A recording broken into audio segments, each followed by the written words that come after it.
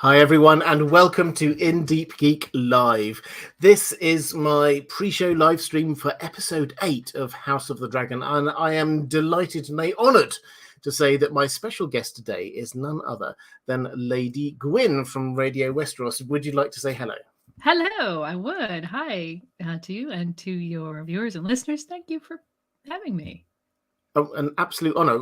For those who do not know, tell us a little bit about Radio Westeros.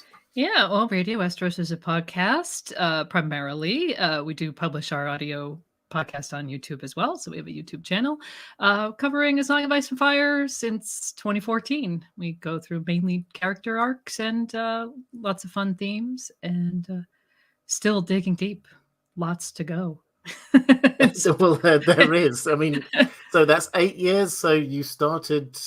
and still another book has not come out. Exactly. But in spite of that, we still feel like there's oodles of characters and things we have yet to cover. So. Absolutely. And I would highly recommend Radio Westeros, by the way. There is a link down in the description to, I think I put it to the YouTube channel, but you can go over wherever your favorite podcast provider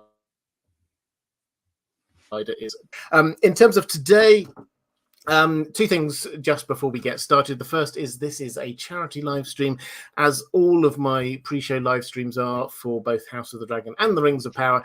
This is in aid of Alzheimer's care and research, which is an amazing charity and an amazing cause. So if you can afford it, if you're enjoying the show, if you're enjoying these live streams, this is how I would love you to show your appreciation. There is a link somewhere, wherever you're watching, whether it's live or a little bit later, there is a link to donate. So thank you. The second thing to say in terms of spoilers is that the spoiler policy here is book spoilers are okay, but show spoilers are not. And what I mean by that is that the show has been broadly sticking to what's happening in the books, but there are some differences. So we will happily say what happens in the books, but that may or may not be what happens on the show. So with that said, Lady Gwyn, why don't you just let us know, are you enjoying it? What's your overall thoughts so far on the show? Yeah, very much enjoying it. Very impressed with the writing, particularly. Just phenomenal writing team that they have put together. Very well represented on the female side, which is quite refreshing in this industry, especially after Game of Thrones. But really, they could not be doing a better job, in my opinion, of adapting this material for the screen. Yeah, absolutely. And Carl Karsnark, yes, there is a creepy pirate guy creeping up over my shoulder. That is intentional. So this is, for those who are unaware, what we're going to have in episode 8 is the last of the time jumps. From now on, the actors that you see will be the actors who are carrying us through for the rest of this show. And so we've got a little bit of a time jump. And so Aemond Targaryen, who we last saw taking Vhagar and losing an eye, has now lost his eye and aged up a bit, and this is him. So that's what's going on there. So let's go straight into the questions. As always, I'm going to try and frame this around questions I've got from my patrons. I'll pick up as many questions as I can from the chat as we're going through. But let's go to a question starting off from Shar saying, how will they explain Corlys remaining on Rhaenyra's side after she married Daemon, apparently on the morning after Laenor's death? It doesn't look like Corlys and Rhaenys know about the faking. I mean, this is a really tough question, to be honest. So probably unfair to start it, but throw it at Lady Gwyn. But if anyone can handle it, I know you can. So what's the position here? Because the difference, for those who don't know, in the books, this looked very much like this was Daemon, but nobody really kind of had the evidence. And on the show, obviously, this was a fake-out murder. They set it up so that Laenor could run away with Karl Corey. But it seems that both Rhaenys and Corlys do not know about this. So they probably blame Rhaenyra and Daemon for it. What's your take here? Well, I think that Rhaenyra and Daemon acknowledge that might be the fact that nobody would really know the Mhm. truth of the matter, that they could be taking some blame. As far as Rhaenys and Corlys, or Corlys specifically, since that was the question, you know what? He made it clear in the last episode that he's ambitious and that he's about, his own legacy. His grandchildren are Rhaenyra and Daemon's children. His 3 grandsons, who he made it clear he accepted as his grandsons for one reason or another, and Daemon's daughters, those are his grandchildren, and I think he'll be in it for them, for his legacy. And there's also that issue of his own wife having been passed over due to her sex all those years before, and I do believe that that issue is going to play a big role in them continuing to support Rhaenyra. Yeah, I mean, I think it is a complex question because it's a matter of individual motivations, and what we've got between where we're at now and where we're going to be is Corlys getting injured and sort of fearing for his life. So he nearly dies. He just kind of just about holds on to life. So the Corlys that we have in the Dance of the Dragons is perhaps not the same Corlys we had before. He almost dies and then he comes back. So the conversations we've had between Rhaenys and Corlys about duty and legacy and truth, which I think have been some of the best parts of this whole season, to be honest. This is just trying to unpack about where does ambition balance up against kind of the truth and right. That perhaps he's going to shift. Perhaps he will go to a new place on this. I don't know. I've got no information about that. But I think that maybe towards the end of the season and next season, maybe he will shift more in that direction where he will be thinking, you know what? Actually, this is about what's right, not just about what my own personal legacy is. What are you thinking about the character of Corlys, though? He has come across as being a lot more, with my take, a lot more personally ambitious than he did in the books. Mm-hmm. Yes, I would agree with that, but I also, wonder the books. The book is a maester history. It's not a character study. And so if you think about Corlys Velaryon and his history with his 9 voyages and all that, you actually, it's easy to see him as a man who's very driven, very ambitious. You don't go around taking that sort of voyage and building up House Velaryon's reputation and fortunes in that way if you're not a very ambitious, driven human being. He also apparently built High Tide, so Yeah. and which is a very, very, very impressive castle, and to have built that in his own lifetime is really amazing, actually. Yeah, I mean, in Fire and Blood, and obviously we've got potentially an entire spin-off series about this, so they will probably unpack it a lot more there. But in the book, we've never really understand his motivations. We know that he's this guy who was a great navigator, a great explorer. He goes off on his voyages, and we don't know when he brings back all of these riches. Is this because that's just what you do when you're out there? Hey, I've got lots of ships. I might as well put a whole load of stuff on them and bring it back and sell it, and I'll make lots of money. Or was it because he desperately wanted House Velaryon to get the glory? It's never really explained to us. So I think this is an interesting take, that this is just about legacy. This is pushing to make House Velaryon be as great as is possible, because and maybe I'll push you a little bit more on this one as well, actually, Lady Gwyn. In terms of House Velaryon, they've always been slightly in the shadow, slightly or completely in the shadow of House Targaryen. House Targaryen, next island along, they've got dragons, they're conquering the world, we're just here and we've got a few boats. Is it really a matter of just trying to make us as good as the next door neighbors? Well, maybe. I mean, Rhaenys is House Valyrian has supplied wives to House Targaryen, but as far as we know, there was one, I believe, a Targaryen who married into House Valyrian, but nothing came of it. I think Rhaenys is the first time that a Targaryen married into House Valyrian, and then you have now got children. So if we start from the point of view that Targaryens have some sort of special blood, maybe that enables them, to be the dragon riders, that there's something special about them. Well, maybe House Valyrian is, yes, trying to keep up with their neighbors by kind of taking on some of that. And I don't know. There's definitely seen a big change in their position in Westeros during Corlys' lifetime.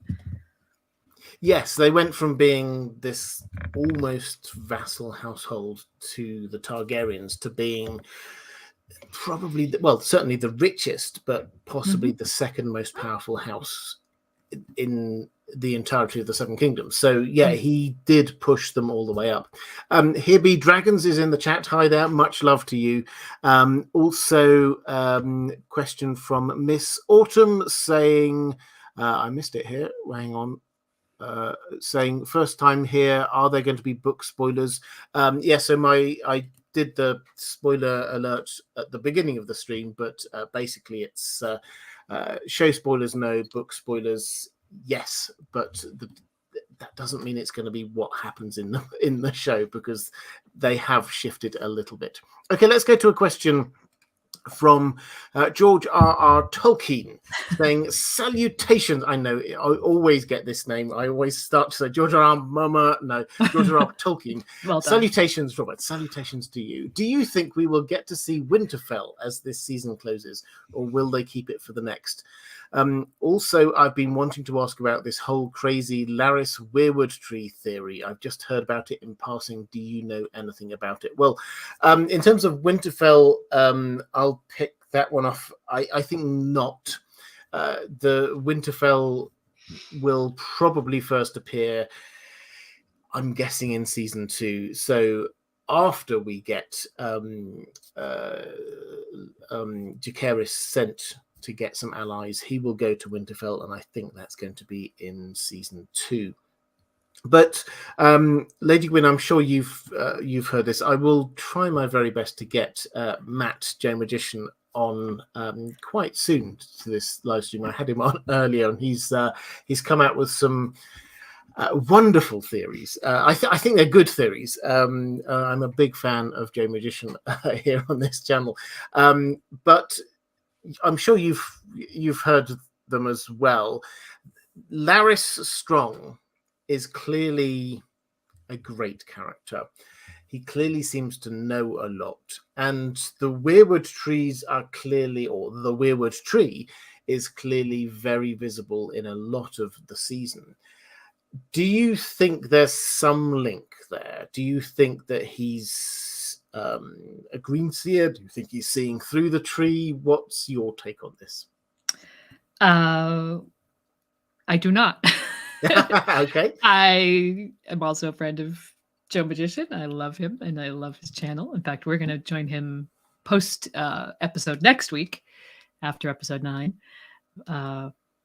But I think that the Weirwood trees may have a purpose that is yet to be shown, or they might just be window dressing.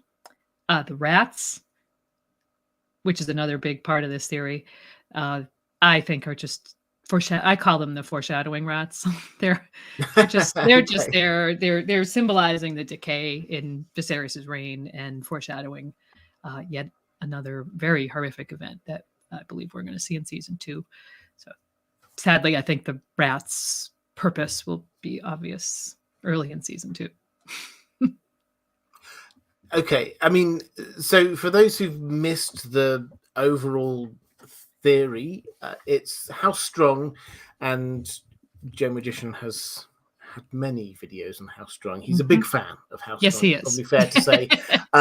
They are probably, this far, I definitely agree with him. They are probably a family of the First Men, and they are based at this point in time in Harrenhal, as we've seen.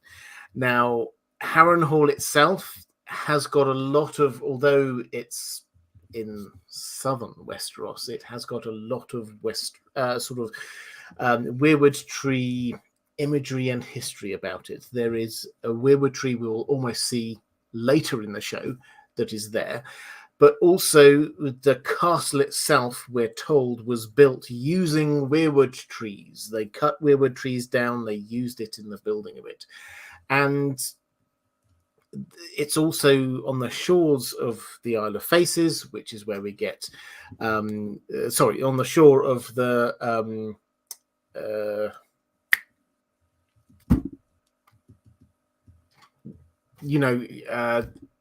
I've forgotten the lake. Yes. And the Isle of Faces in the middle. So there are always people in the chat who will then put, whenever I always have a mind blank at some point in every single live stream, people in the chat will tell me. Yes, they will. Exactly. The Isle of Faces is there. And so it's central to what is going on with the Weirwood network. So the idea that the Strongs, House Strong, have got a link to the Weirwood network is sensible in some way. But the question is whether or not Larys Strong is a green seer. So my take on this is probably not. I don't think so. I think that his character stands up without that. I think that he's yet to show knowledge of things that he otherwise would not know.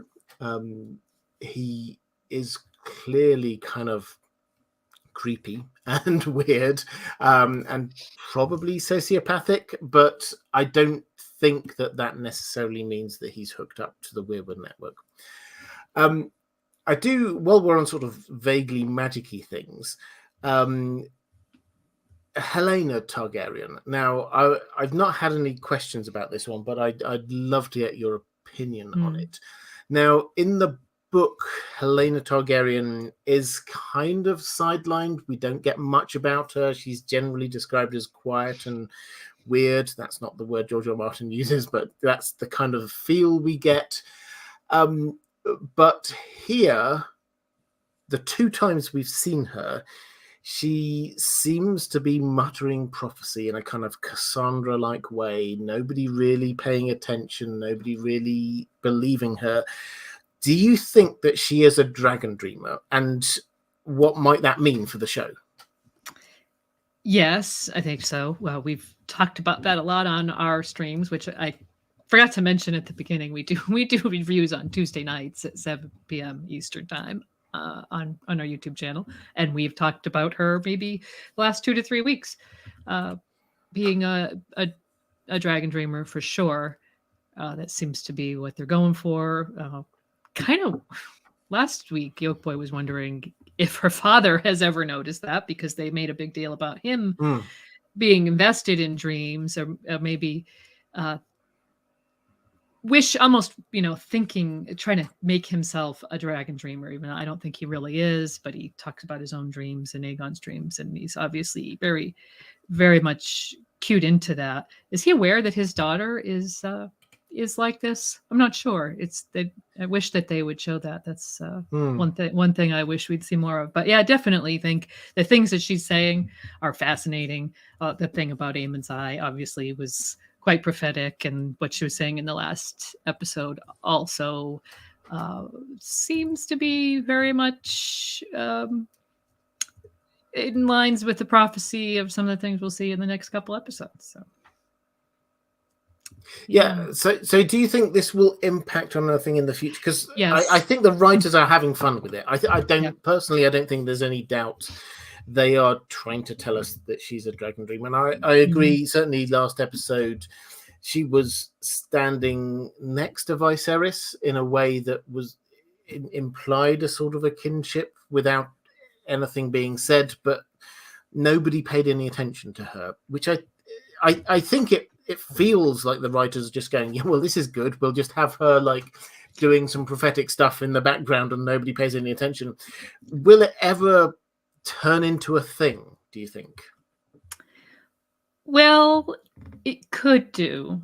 in where there's a future plot point that Mm-hmm. will impact her quite strongly. I'm interested to see how much of her dreaming or prophetic visions, or however you want to call them, might foretell that and might really impact her mental health, because that's one of the character points of her that they do talk about in Fire and Blood after the fact. But I guess we'll see how they handle it. They could be using this as a vehicle for explaining why she becomes the way she does at some point. I feel like I'm speaking in code. No. Okay, feel free. Okay, book spoiler off. Yeah. Feel free not to speak in code. What do you think might happen? Well, she does. Eventually, she seems like she goes quite mad with grief after the loss of her children, and I think that showing her having these visions early on, they could use the fact that she might be having visions of that ahead of time as a way of sort of explaining her descent into something, however they choose to portray it.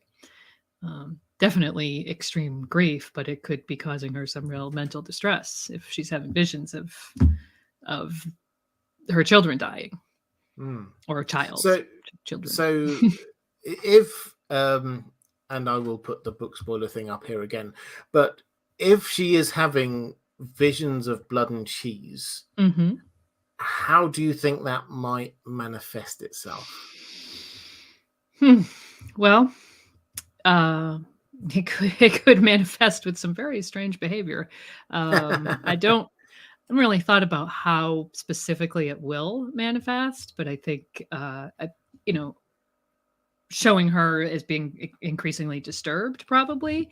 And I wasn't thinking, of Nessa's blood and cheese is horrific, but then her other children will also die horrific deaths eventually.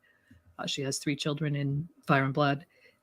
None of them have happy endings. Neither does she. So I think that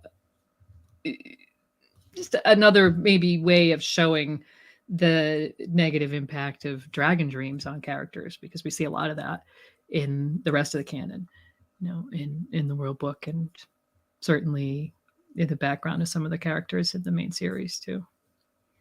Yeah, so dragon dreams are fascinating because George R. Martin has recently, through a couple of different interviews that he's done, he sort of basically said, yeah, so all of this ties together, all of these things that we've had Daenerys the Dreamer, we've had Aegon now, we've had Daeron the Drunkard, we've got what's going on with Viserys, and then later on Dany will have dragon dreams, and a few others.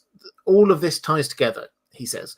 Now, for quite a few of them, this does seem to be a negative thing. I mean, I'm of the view that what happens with Aegon the Fifth, that probably kind of pushes him to a position that does lead to the tragedy at Summerhall.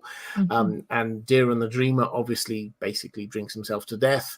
And there are others who this just gets too much. I think Viserys, we've seen, his dreams aren't, so far we've seen on the show, they're not what's pushing him to his fate, but clearly this isn't helping him in any way, what's going on there.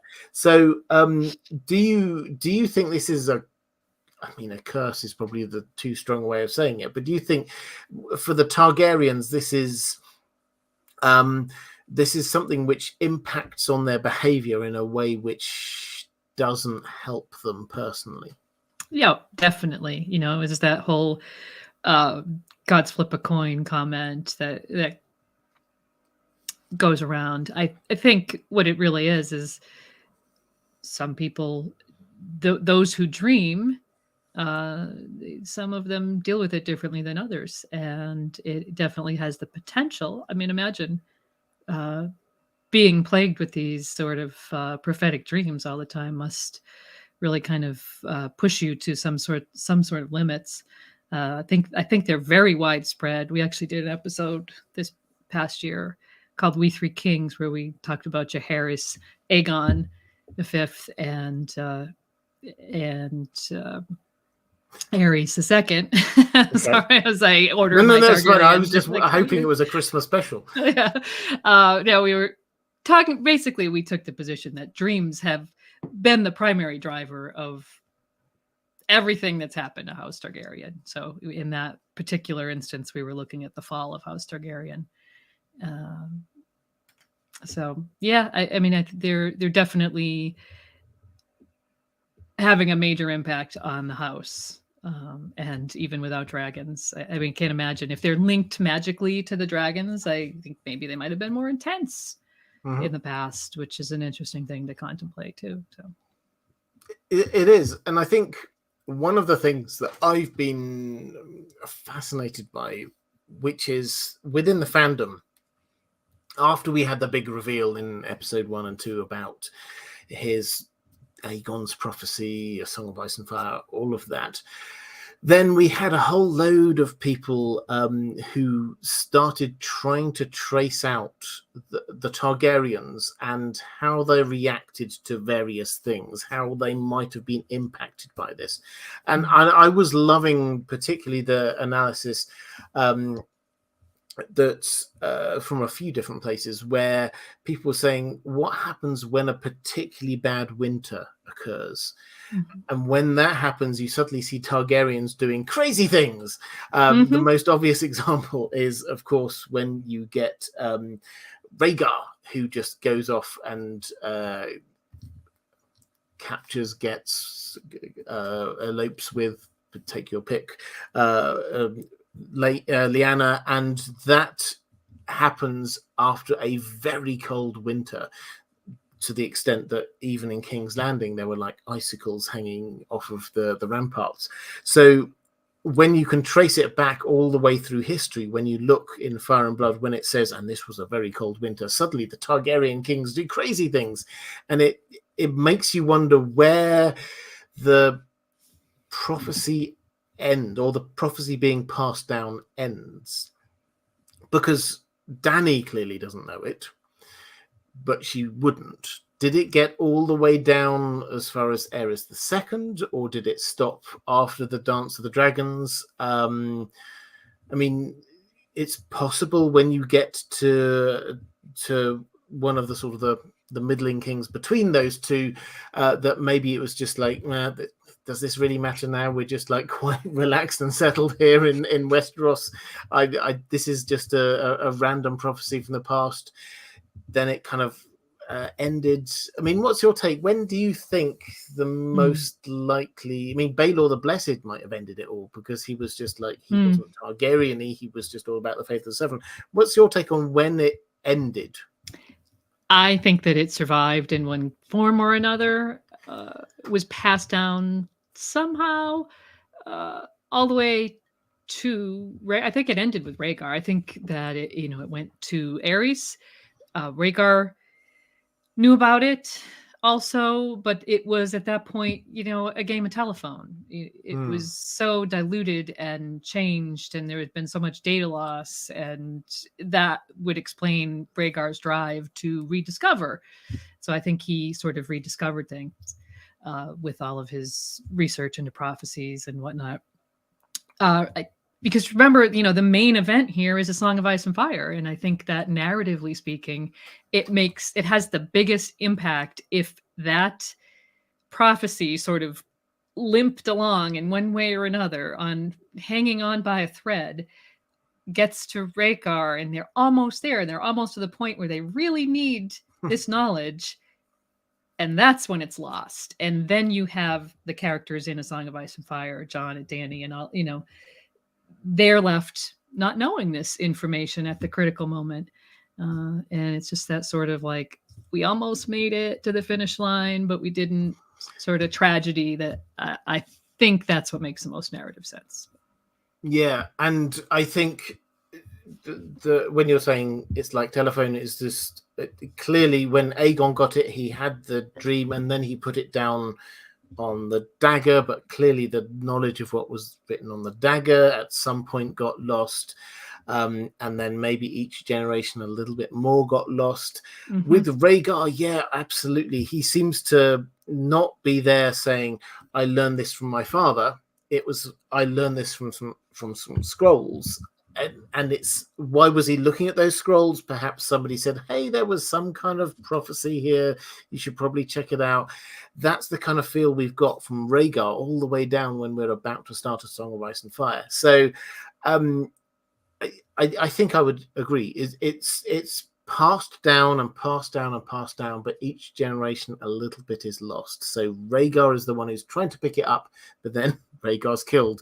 And so Dany, who's off in Essos, just doesn't know anything about it, which is why someone like Quaithe can then come in and start pushing her, I believe, pushing her, trying to get her going back there. Maybe not just saying, here's a prophecy, you're the fulfillment of it, but just like, that's the way you have to go back. But let's go back to some questions from my patron. Sorry, I had a little bit of a digression there. Some things I had Lady Gwyn on. I wanted to ask her opinion on it. Let's go to the King's Road saying, "G'day, Robert. I have changed my name here so that my new to that of my new YouTube channel. Video incoming. It's really giving me an appreciation for how much work you put in. I am loving it. First of all, welcome to the content creator world. Yes, it does take a lot of work. It's like I always think about like a swan above the surface, graceful, beautiful, slow, beneath the surface, paddling like crazy, just trying to keep things going. That's what this is all about. So welcome. When you do put your first video up, please do let me know. I'm always trying to support new and small creators. I was there. Lady Gwyn, Radio Westeros were there at some point a couple of years earlier than me, but we've all been small creators at some point, so always trying to support them. But you say, anyway, this week's question comes from my girlfriend. Hello there, the King's Road's girlfriend. Good evening, Robert and Lady Gwyn. I'd like to know which character you've enjoyed the most thus far. I can't pick, they've all been great. Even the ones we're meant to dislike acted so well. Thank you. Well, I mean, I'll start this one. I mean, I would agree. All of them, the acting has been absolutely top notch. So hat tip to the acting across the piece. I think I'm a bit with George R. R. Martin on this when he said before the show aired, he said Paddy Considine takes the role of Viserys to another level. It gives a sense of tragic majesty to it, and I'm loving what Paddy Considine has done with this. It's that Viserys suddenly, I always thought of him as just being a bit, but now I understand him. Now I don't like him. I don't think he's a good king, but I just go, yeah, I get you. I understand. It's just, he brings so much to it. So as a performance, I think I'll give, and this, I mean, this isn't a spoiler. I don't think, if you've read the books at all, his time is coming to an end. Let's put it that way. So I think we should appreciate him while he's here. But what's your favorite character so far? I'm with you. All of the appreciation for Viserys, Paddy Considine, bringing that role to life, and I think we should definitely appreciate him while we can. Everybody, like you said, though, everyone is the actors are really wonderful. There's so many great portrayals. Matt Smith's Daemon is phenomenal. I loved the character of Daemon. Also, George R. R. Martin's favorite Targaryen is Daemon the Rogue Prince. And I think he's definitely in my top 3. And what Matt Smith has brought to the character is simply amazing. Both Rhaenyras are great. And huge shout out to Leo Ashton, the actor who portrayed young Aemond in the last 2 episodes. He is fantastic. I like what he brought to the role. Yeah, I couldn't agree more with that. I gave a hat tip to both young Alicent and young Rhaenyra last week, but I think they did amazingly well. Matt Smith, probably the most high-profile actor coming into this, and I think probably one of the most controversial castings. I saw a lot of people going, "Really?" I think he has absolutely nailed it, and nailed it in a way that added a layer to the character that I hadn't seen from the book, that I was not expecting. And if you told me beforehand, this is what's going to happen, I'd have gone, no, I don't like that. But seeing it, I go, yeah, actually, that makes so much sense. And I mean, at least 2 of these episodes, he's hardly said a word. And that, I think, conveys huge amounts about the quality of the acting, that you can see what he's thinking. I mean, that episode when he was there in the Stepstones, and you know the one when he's got like the thing and he's going like that at it. It's just like, you know exactly what's going on in his head, and you know how he's feeling. And that, I think, was absolutely brilliant. So yeah, well done him. I thought that was an excellent bit of casting, and also an excellent bit of acting. Let's go to Shah saying, and this is a family show, so we're going to keep this clean, but what is arousing Aegon so much about standing on that windowsill? Is it the thrill of being watched, or is it about the danger of possibly falling? And a side note is that the windowsill that Tommen jumps from 170 years later. So keep it clean, Lady Gwyn. I know you like to go dirty with these kinds of things, but we both know the scene. And what are they trying to show us with that? Well, so there's 2 things that are happening. There is the show is showing us in a sequence characters. They're introducing these kids, so they want to make them memorable characters. So you get Aemond, the dragon kid, you get Helena the bug girl, and then you get Aegon the window, whatever. Insert the whatever your appropriate word is. So that's from from the outside. As far as what the character, I think, is thinking, which I think is more to the point of the question, it's about power, in my opinion. And some of the comparisons that were making the rounds of the internet, Roman Roy from Succession has this identical scene. Homelander from The Boys had a similar scene. And in both those cases, it was about pure unadulterated power. So I think you've got Aegon standing up there thinking about how much above, not literally, but figuratively, above all the little people down there below. And that must be very exciting for him. I mean, I guess so. Yeah, I mean, I think it was literally as well as figuratively above everyone. He was literally, yes. So yeah, I think that's what it was, and it was trying to show a little bit about his character, that he just thinks he's above people. It's just he's born to. He doesn't. I don't think, certainly in the books, he doesn't think that he's born to be king, but he's part of the 1%. He's not like everyone else. He doesn't have to play by the same rules as everyone else. And when you kind of think about how Alicent has been, or Otto has been trying to make Alicent bring him up, it's like, prepare this guy to be king. And it's, you're special, you're different, you're better. That's the kind of feel that he's been getting. Was it the same window, though? I mean, my take is probably, but this is so long before Game of Thrones that, I mean, they've probably changed decorators since then a few times, so we can't really tell. But, I mean, I think the echo is deliberate in any event. I mean, have you got some kind of insight into this? I just assumed it was the same window. I did not do a side-by-side comparison. I just thought, wow, that must be Tubman's window. Because, like you said, the thematic echo of the prince, or, king, future king, whatever, in the window. That was. I feel like that was definitely intentional. And, for sure. So, and I do wonder, there will later be some other Targaryen in a window, perhaps echoing Tommen in other ways. I do wonder whether we're going to be getting that using the same window again. It's entirely possible. Definitely did think about that too. yeah, exactly. Okay, so a question from Creative Branches saying, Salud, Robert E. Senora Gwyn. I've probably mispronounced that horrendously. I do apologize. I just finished Fire and Blood, and I've got a new spin-off pitch. Anime movie focused on Recalio Rindoon and his Pirate Kingdom of the Stepstones. If there was a Planetos anime movie, what would you each want to see? Maybe if the Lord of the Rings anime, The War of the Rohirrim, is successful.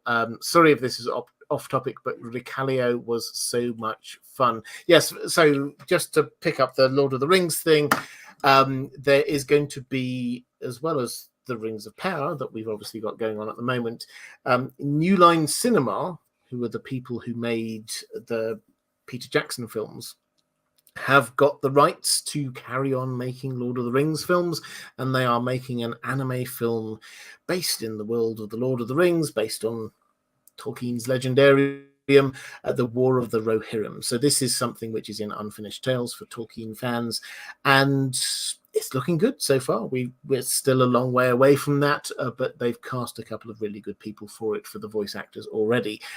That's probably going to be 2024. But in terms of this world, Game of Thrones, A Song of Ice and Fire, we're probably going to get some. We don't know how many. There are maybe 3. It's not 100% clear. Different animes that are under consideration at the moment. It would not surprise me if at least one of them were greenlit at some point quite soon. House of the Dragon. I mean, I've said this before, I've got no inside information on this, but clearly they are waiting. HBO were waiting to find out how big a success House of the Dragon was going to be, and then they were going to decide on their sort of universe of George R.R. Martin approach on the basis of that. House of the Dragon has been a huge success, so presumably we're going to get a few announcements coming soon about some spin-offs. We've only heard about one of them, which is Yi Ti. We don't know any more details really than that, to be honest. But Recalio Rindoon, what do you think about that idea? This, for those who don't know, he was a charismatic guy based in the Stepstones. We've had a lot on the Stepstones in this show, but he comes like a little bit after this. He's the guy who then comes and retakes the Stepstones for Tyrosh, and is just like, he's everything, this character. He's charismatic. He doesn't care about the money. He just like gives it away to beggars and takes none for himself. He sometimes dresses up in women's clothes, sometimes pretends to be a whore, sometimes has his hair purple, sometimes does lots of different crazy things. So he seems like quite the character, as we would say. But what's your take, first of all, on the idea of Recalio Rindoon kind of anime, and more broadly, what would you like to see in terms of the spin-offs? Well, Recalio Rindoon is certainly colorful enough to have probably any number of stories told about him. There's probably just enough background there, certainly as much or more than there is on Yi Ti. So why not? That would be a fun story. As far as any other sort of more fully formed stories in the canon, I think I see a lot of people in the chat agree with me. I think Duncan Egg is uniquely suited to be adapted in that way. Certainly, we could see, the seasons just sort of write themselves, or it's based on a series of short stories, and I think it would be great as an anime. I could see that little bald kid running around in a cartoon format for sure. So I'd love that. Yeah, I would too. I mean, the current plan for Duncan Egg that we've heard is that this is going to be live action, Mm. a season per short story. That's not personally what I would have gone for. Personally, I'd have opted for something like, for those with long memories, Sherlock on the BBC show, where it was like an almost a film length for each thing, but they just did maybe 3 in a series, that kind of thing. That worked really well. And I think that would work well for Duncan Egg, just doing a near film, near movie length for each of them, and then just take a break, wait for George R. R. Martin to write a few more stories, and then come back a bit later. That would kind of work for me. Rickelia Rindoon, yes, he would be amazing.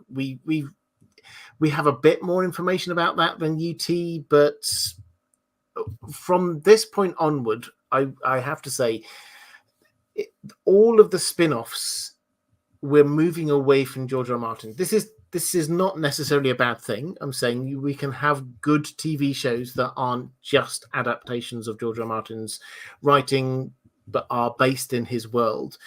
But all of the things we've heard about so far, other than Duncan Egg, we've got, I don't know, a few 100,000 words about, and that's about it. Not whole books, not whole stories, just snippets. We get Nymeria, Princess Nymeria. Yes, we know the overall story, but if they're going to turn that into a TV show, they're working on a couple of pages per season, which is not huge amounts. If they're going to be doing the 9 Voyages of Corlys Velaryon, then they're working on a couple of sentences per season, which is, again, not huge amounts. So, and Yi Ti, they're working on, I can't even remember. It was a few pages in the World of Ice and Fire for whatever they want to do. So we're moving beyond the adaptation stage to this is inspired by the world of stage. Now, I suspect from what George R. R. Martin has said, he will be involved and he will be giving his input into all of these, but this isn't an adaptation anymore.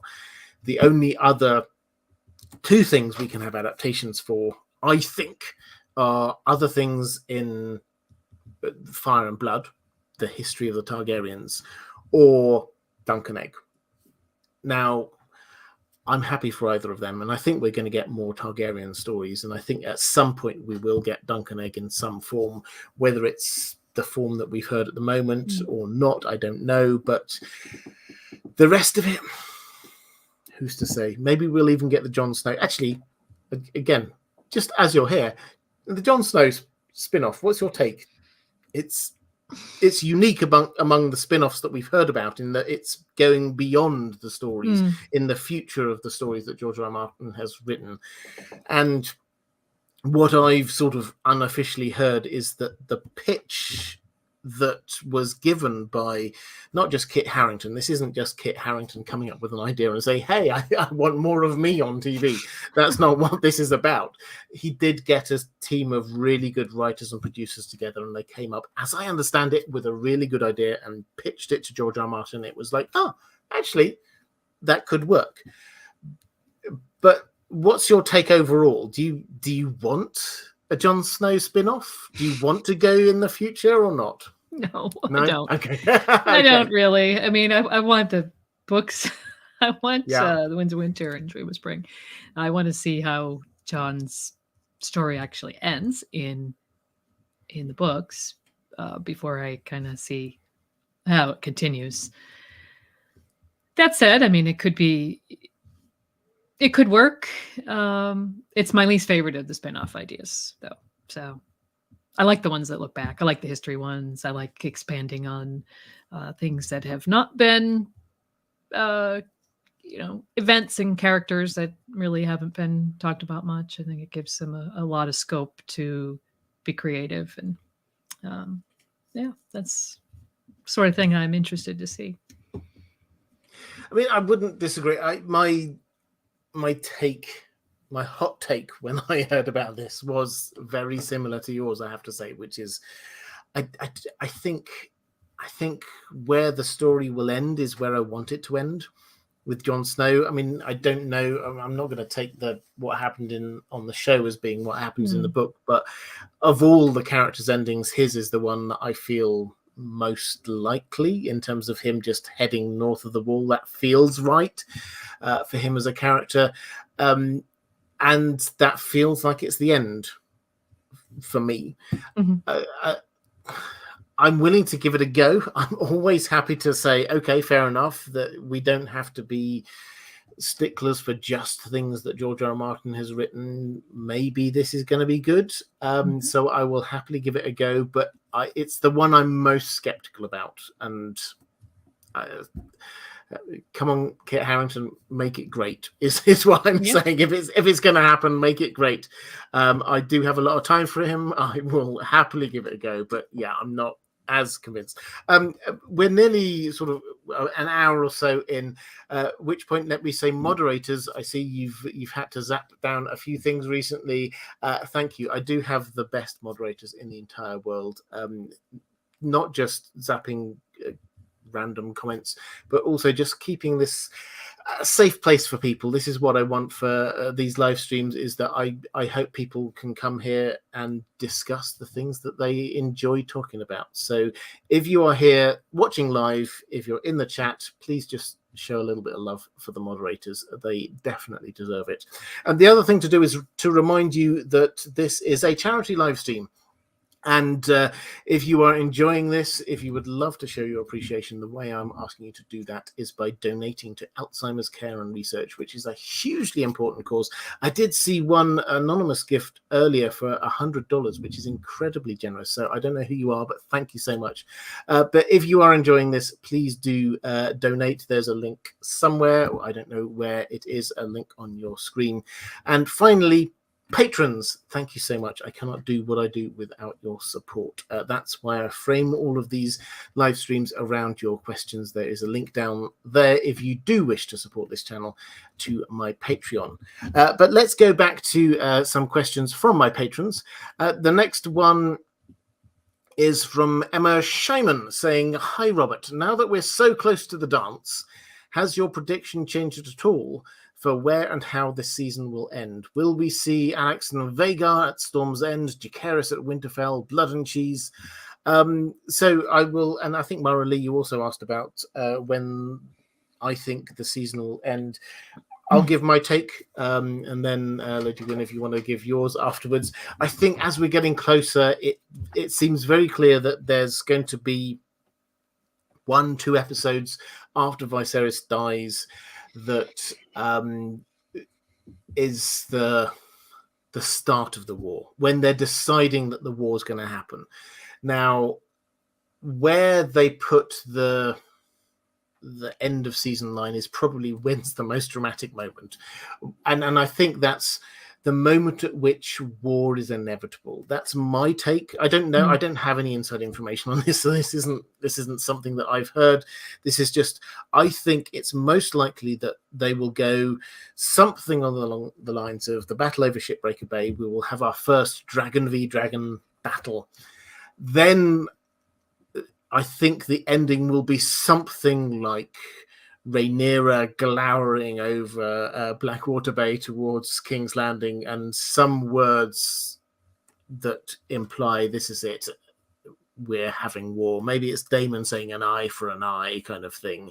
I will get our revenge. Something along those lines, for me, feels like that's it. And then season 2 can start with Blood and Cheese, and that would be an astonishing way to open season 2. But what's your take? We've got just 3 episodes to go, so we know roughly where we're going to get to. What's your take on where we'll end? Yes, I agree. It's going to end at Storm's End, or that will be the big dramatic moment of episode 10. Like you said, they're going to end with something big and impactful, and then leave the other characters sort of reacting, setting up what happens next. That is the moment when war becomes inevitable. And that's the one that it makes sense to end with. And they've certainly done the legwork in this season of setting that up too, of showing the whole incident with Aemon's eye. I mean, it's obviously important stuff that they had to show, but I think, it just all makes sense to be building towards that.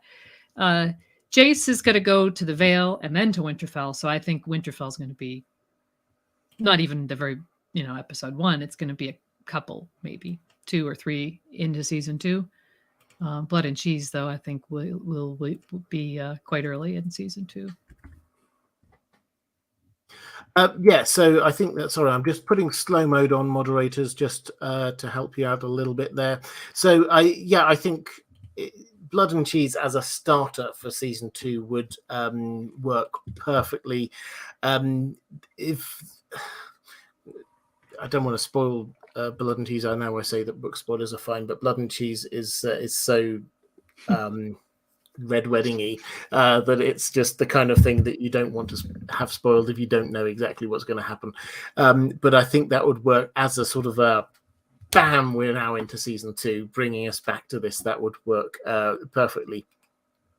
Let's go to a question from James Horner saying, hello, Robert, and to Lady Gwyn as well. I really enjoyed your character breakdown. This is you, Lady Gwyn, your character breakdown of Kevin Lannister.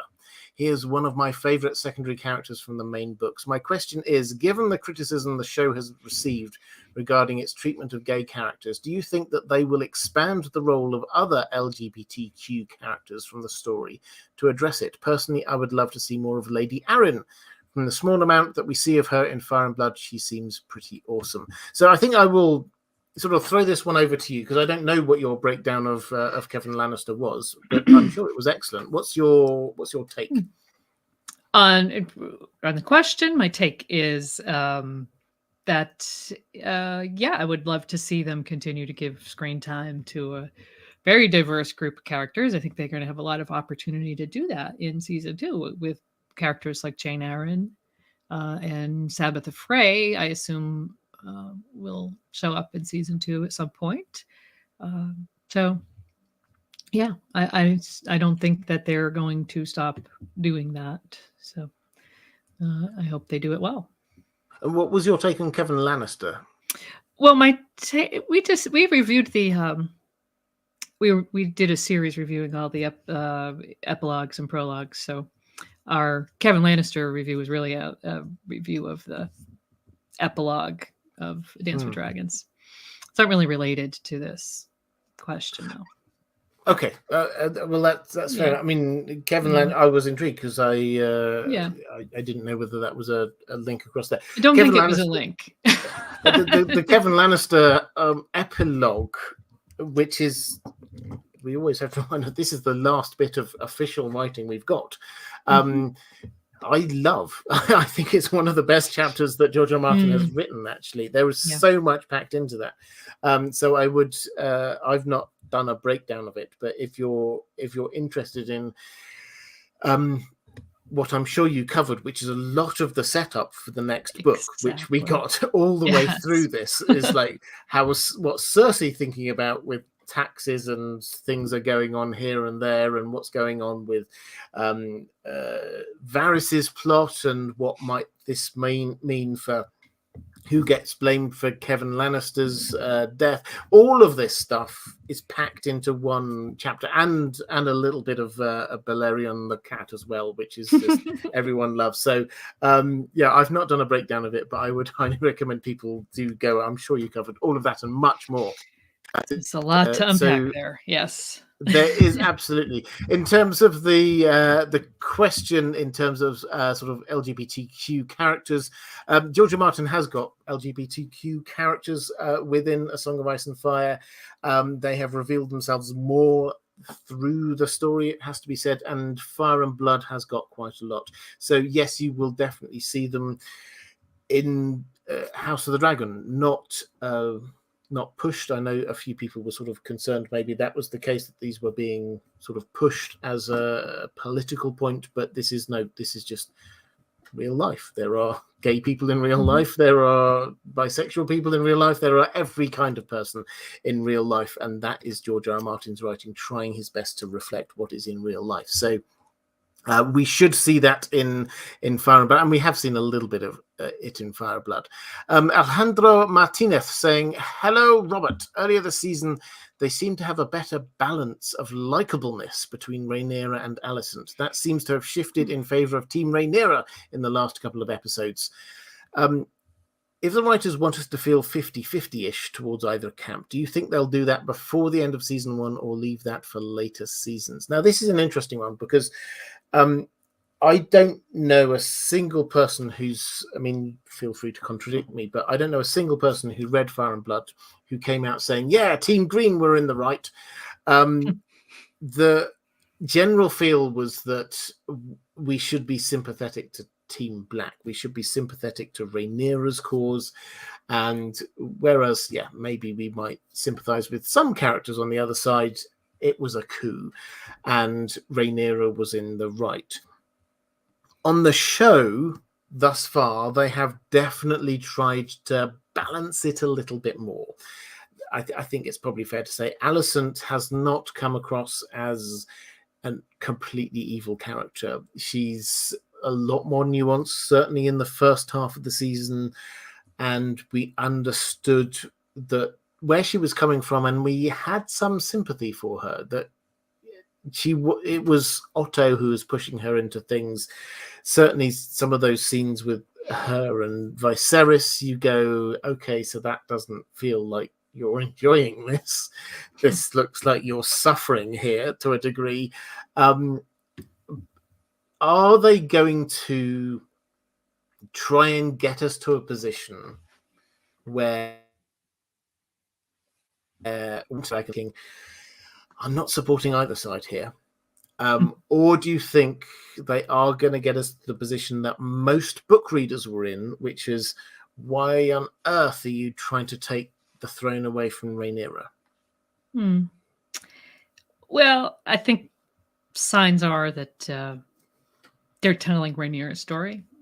That there is, like you said, there's sympathy to be had for Alicent. They're making her a much more nuanced character, but at the end of the day, she represents something, a negative force working against Rhaenyra, who is, has the claim. I mean, as far as the king is concerned, and that should be the end of it.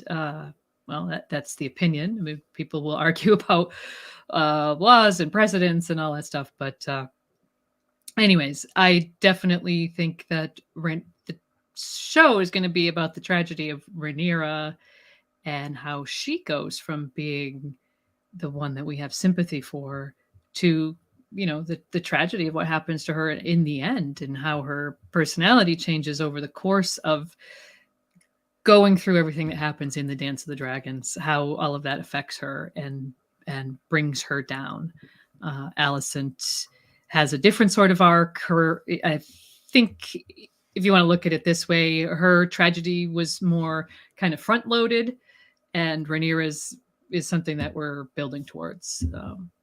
I do view both women as having these kind of tragic arcs, so in one way or another.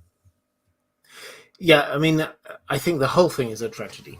That's the way it's set up, is that you see it and you go, well, how can this end? It obviously has to end badly for everyone, pretty much. Nobody comes out of this well. I think they have put in effort to make not Otto, but certainly Alicent feel more sympathetic. Kristen Cole, I don't know, maybe they started out there. I think I still will struggle to find people who like Kristen Cole as a character. But I think the big problem on the balance of this is that in the books, Daemon really is not. Yes, he might be charismatic. Yes, we might think he's a lot of fun, but he's clearly not a nice guy and seems quite suspicious in a lot of the things which happen. And on the show, one after another, with the possible exception of what happened with his first wife, he seems to not be as guilty as we thought he might be. There was the first bit was the air for a day, where they deliberately cut away before showing us, so leaving it to us to decide whether or not he was actually being, mocking the dead, or his dead nephew, or whether he was just being sincere. Then we get a whole load of we get obviously the Lenov issue, which I thought in the book probably he was responsible for that death. We get the fire at Harrenhal. I thought he was looking most likely for that as well. There were a lot of things that I was coming to the when in doubt, blame Damon perspective. But on the show, they've almost always tried to pull back from that and actually shown him in a lot more sympathetic light. So I don't know. This is a tough one. I do suspect that we're going to end up in a position where we think both sides feel justified in their positions. And whereas I think we'll probably still not like Kristen Cole and we'll still not like Otto, I think we'll end up in a position at the end of the season where we think, I understand why Alicent's doing what she wants, even if it's as basic as I think she's going to kill my children, which is... is that justification for starting a civil war? I don't know, but it's certainly an understandable position that you just think she loves her kids and she thinks her kids are going to be killed, therefore she has to try and stop that. So I think there will be something along the line which will allow us to have this, if not balanced perspective, more nuanced than it was in the books. I mean, what's your take? Do you think anything could bring you around to support Team Green? No, probably not. I can have sympathy for some of the characters, but really some of the worst baddies are right there. Otto is the one who basically brainwashed his daughter into believing that Rhaenyra would kill her children when there was never any, he's just making that up out of whole cloth. Don't forget to support not just his own ambition, but his brother's ambition. We saw that early on with his older brother telling him, oh, it's your job to advance House Hightower's interest. And he went about that by immediately telling his daughter, Rhaenyra is going to kill your children. There was no indication that that would be the case. So I think that is the sort of the big lie that all this is built upon. And obviously it'll come to a point where there's been so much back and forth and there's so much bad blood that is a distinct possibility. But I think that is something, a seed that was planted by Otto with devious intentions. And I can never forgive him for that. Kristen Cole, I think, is just a thug. Actually, I was reading a couple weeks ago that is exactly how Miguel Sapochnik described him, the character, to Fabian Frankel when they were first going over characterization and stuff. So, yeah, I don't think we're too far off if we dislike Kristen. There's not supposed to be much really likable or sympathetic about him.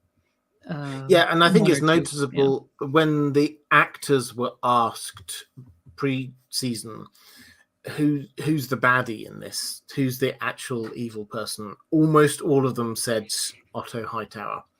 And I think that tells us a lot about how this is going to be presented. There's nothing much about Otto Hightower. And again, Misa fans has done a great job. It's very underplayed. I think he could have made him just as a baddie, but he's just like, he's underplayed it to the point where we can really believe that he's trying to just advance his own cause without just being one-dimensional as a bad guy.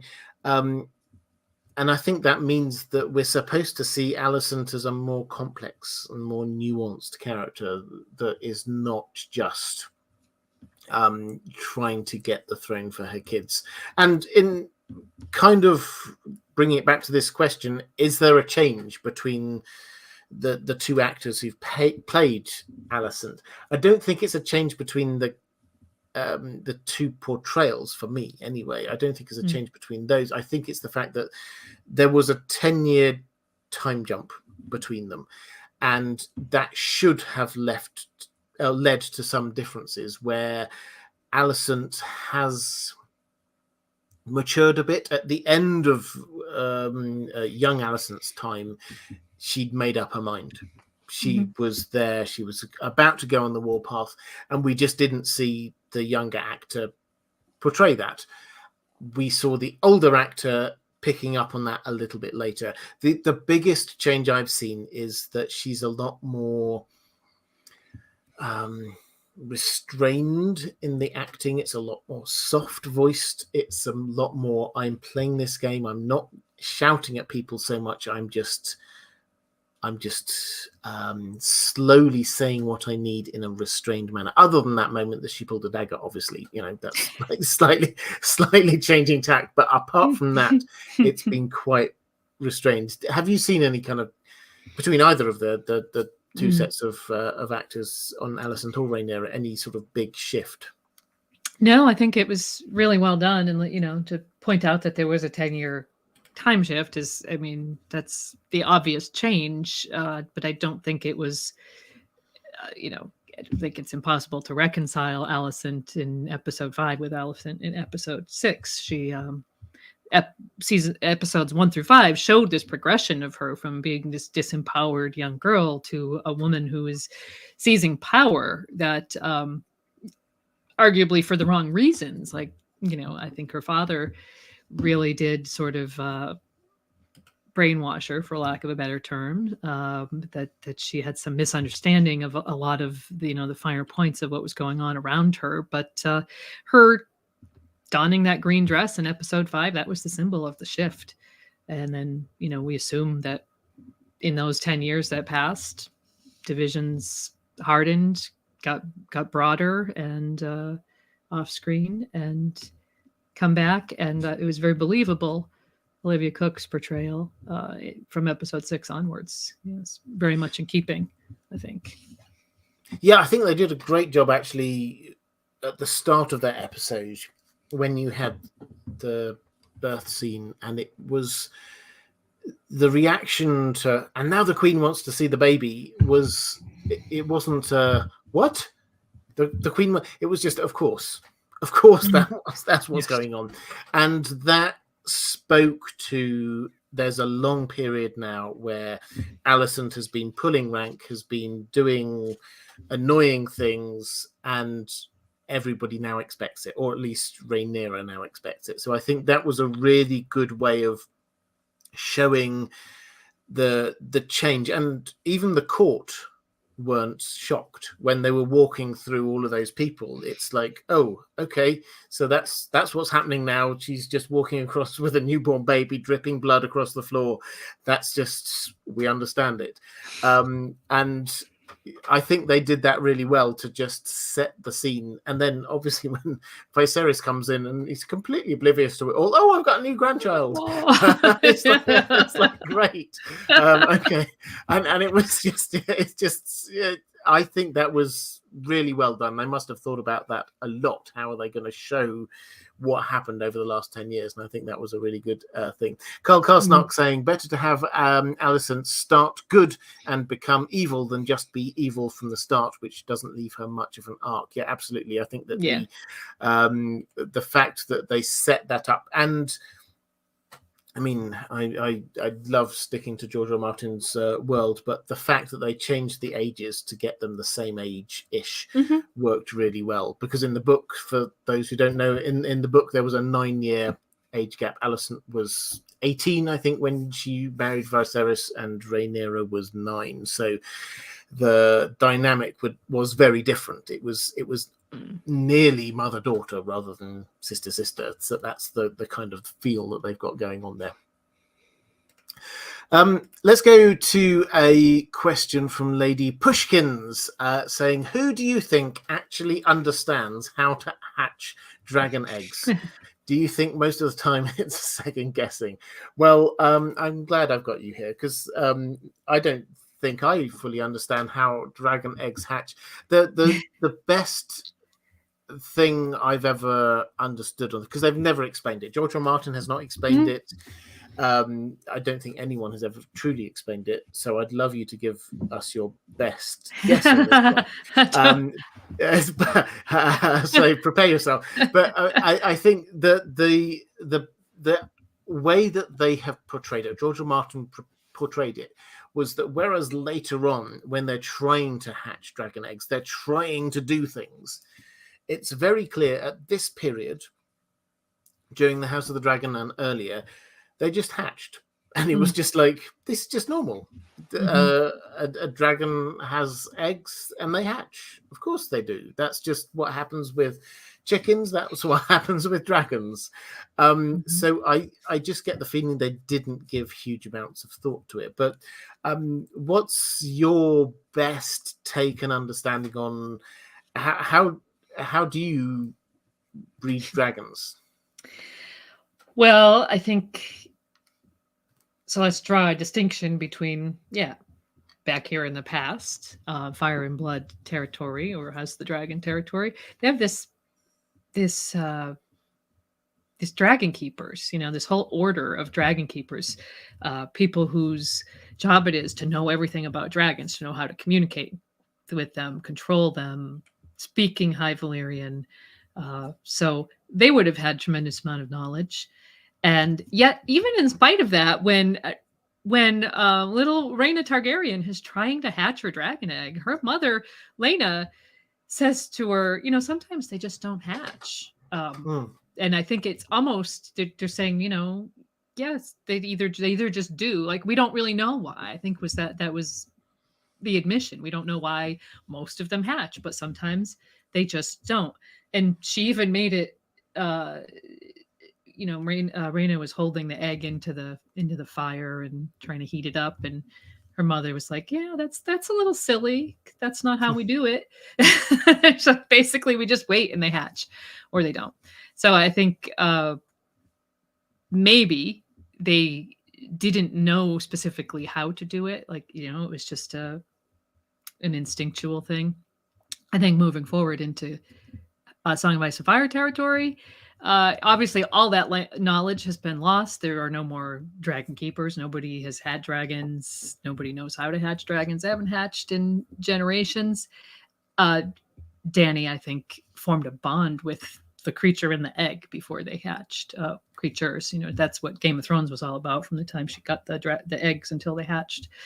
She was dreaming and having all these sort of weird dreams and weird feelings about the eggs, and I think that was her forming a bond with those creatures so that they could hatch. So maybe that's the hint that was what had to happen, and it was happening maybe instinctively to the Targaryens of the past. They didn't even really know it happened because it was just so natural. Yes, and they had this tradition of putting them in the cradles of the newborn Targaryens, which does feel like hopefully they'll bond before the dragon is even born, that kind of feeling. But yeah, I always got the impression that whatever knowledge there was had gone, and they just thought, and it would just happen naturally. There was whatever kind of the right amount of background magic in the world. George R. Martin's a little bit vague about this, but it allowed the dragon eggs to hatch. Brienne's fat sister, a member of the members club here, saying, do you think we'll see a dragon horn in action? I think this is actually a part of the same kind of conversation, because no is the answer. Dragon horns are, and we think of Dragon Binder in the world of Assault on Ice and Fire, is probably the best example, or likely example, whoever knows, when we come to Euron. But Dany thinks to herself when she's riding on Drogon, or just afterwards, she's going, I can't control Drogon. How do I control Drogon? Well, in the good old days, the Valyrians used to have horns that they could use to control their dragons. And I have a feeling that was one of the bits of knowledge that got lost with the Doom of Valyria. How do you make Valyrian steel? How do you control dragons with dragon horns, things like that? The Targaryens, we don't hear anywhere in Fire and Blood, A Song of Ice and Fire, we don't hear any of the Targaryens using dragon horns. So they must have kind of lost that knowledge along the way. I mean, is there what do you think, Lady Win, in terms of dragon horns controlling dragons? There are some things that we do have in Fire and Blood and House of the Dragon that we don't see in the Song of Ice and Fire, like the chains, the saddles, that kind of thing. What knowledge do you think that they have or have lost that we don't see generally in sort of the Game of Thrones era? Well, I think the horns could have been lost, and that could be a possible explanation or part of an explanation for why why the Targaryens are so eager to keep their bloodline pure, because so that they could control the dragons. Maybe the horn allowed people other than Targaryens or whatever dragon lords with their magical blood to somehow bond with dragons, and without them, maybe that's the driver of their sort of need to hoard that magical blood to themselves. Definitely think that pretty much all knowledge about dragons and how they're controlled and all that stuff is going to be lost after the dance, because it doesn't take long, generation or so after the dance, until the last dragon is born and died. I do think that there's this possible big event coming up in season 2, maybe not till 3, that could explain what happened to all the dragon keepers. Well, yes, exactly. I mean, I think season 3, I mean, I don't know. I would love, I mean, I've often been asked, where do you see the breakdowns between seasons on this? But yeah, I don't think that's season 2. 3 or 4 is 3. Probably my take. It's probably towards the end of towards the end of season 3 would be my best guess. Yeah, I think it depends how many seasons that we're really going to get. But yeah, it's a ways away, anyways, years away. It is, yeah. So, and for those who are wondering, I haven't been asked this time, but I'm almost always asked, so I will preempt it now. They haven't started. Yes, it's been renewed for season 2. They haven't started filming yet. We don't have an official confirmation on when they're going to start filming, but the rumors are, and the mood music is somewhere in December, January-ish, towards the end of the year, beginning of next year. They've certainly booked in filming in Spain for spring next year, and one would assume that they've started up filming in home base before they go there. When does that mean we're going to see season 2? I don't think before 2024. Sorry, everyone. I would love to see it earlier, but I can't see it happening. Season 1 is, if they keep up with 10 episodes and long episodes, that don't forget, these episodes are like an hour, maybe some of them even longer than an hour. Game of Thrones, the early seasons were like 40 something minutes, so this is like 50% extra sometimes. This took them 10 months to film season 1, and then I think it was 5, maybe 6 months for post-production. They might get a little bit quicker with time, but at the same time, they've got more dragons doing more complicated things, so the CGI might take a little bit longer as well. So yeah, it'll be a little while. But I'm digressing a little bit, because we were talking about dragons and a dragon lore, and a question which I think is fascinating. 444 saying, "Hi Robert, I would never imagine that some kind of happy ending could be written anywhere in the story of House of the Dragon, but what was done with Lenov was very convincing. But this brings up new questions about the bond between the rider and the dragon, because during the Dance of the Dragons there will be a new rider for Sea Smoke. Is it possible that dragons can have 2 riders? Maybe the bond is not so strong in the case of Arya and the direwolf. Sea Smoke can't feel his rider through the sea. Maybe Laenor will die. Maybe he will come back during the war, and Corlys will reintroduce him as his natural son." There's a lot of questions here, and I'm sure you've been thinking about this as much as I have. So Laenor is a dragon rider, and in the book, the clear implication is he dies. There's none of this fake death here, that we just think he's dead. Sea Smoke is then claimed by another rider later, which is fine, and we didn't think twice about it. I don't know anyone who even thought about it at all when reading the book. But here, Lenor is still alive, and we've never had an instance of a dragon rider still being alive and then the dragon forming a bond with somebody else, which leads to questions like 444 came up with. Does this mean that Lenor's going to die? Does this mean that the bond can break and they can have a new rider? Is this, and I saw this theory, it was on Twitter like the day after, I think Grey Area came up with it. Joe Magician came up with a lovely image of Lenor with like a fake mustache on, saying, here's Adam Velaryon. Is he going to come back pretending to be one of these, Adam of Hull, and then be one of the dragons? What's your take on it? Because we could go on many angles with this, but you must have thought about it. What's your take on where this is going?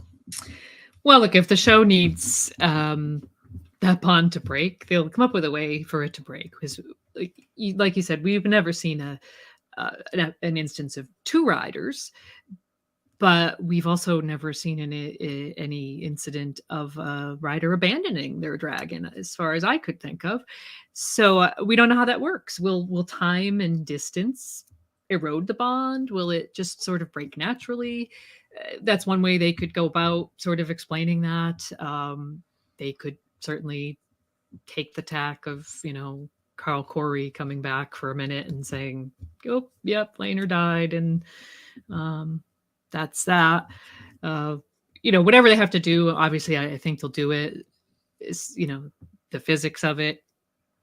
My guess is the bond just will break. And I think that they've set up this interesting idea that dragon is for the taking of the former rider's child, offspring, in an interesting way. So, that's something. I don't think Lenor is Adam, but I think Adam is Lenor's.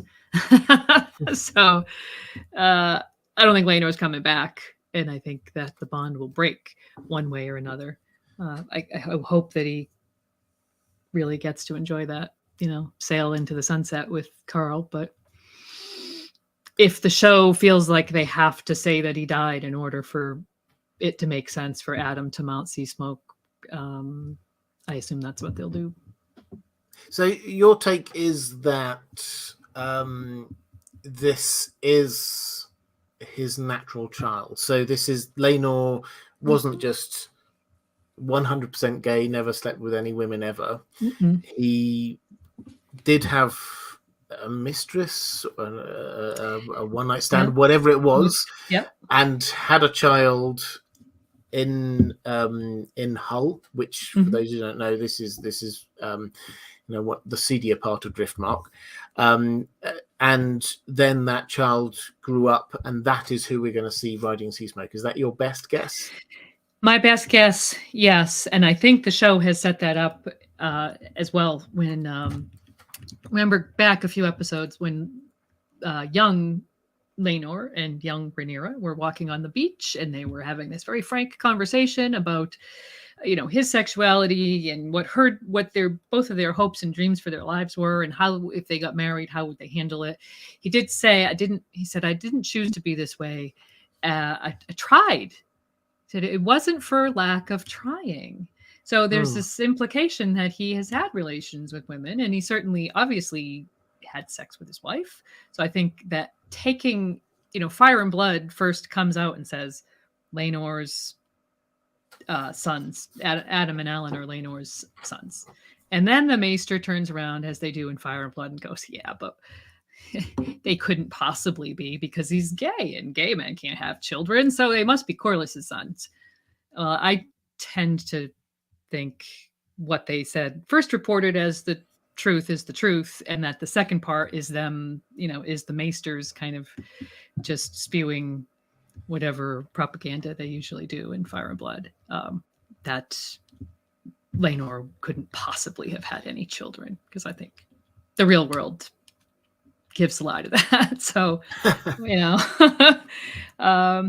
So, and I think it makes sense then for Adam to be the one that eventually will claim Lenor's poor left behind dragon.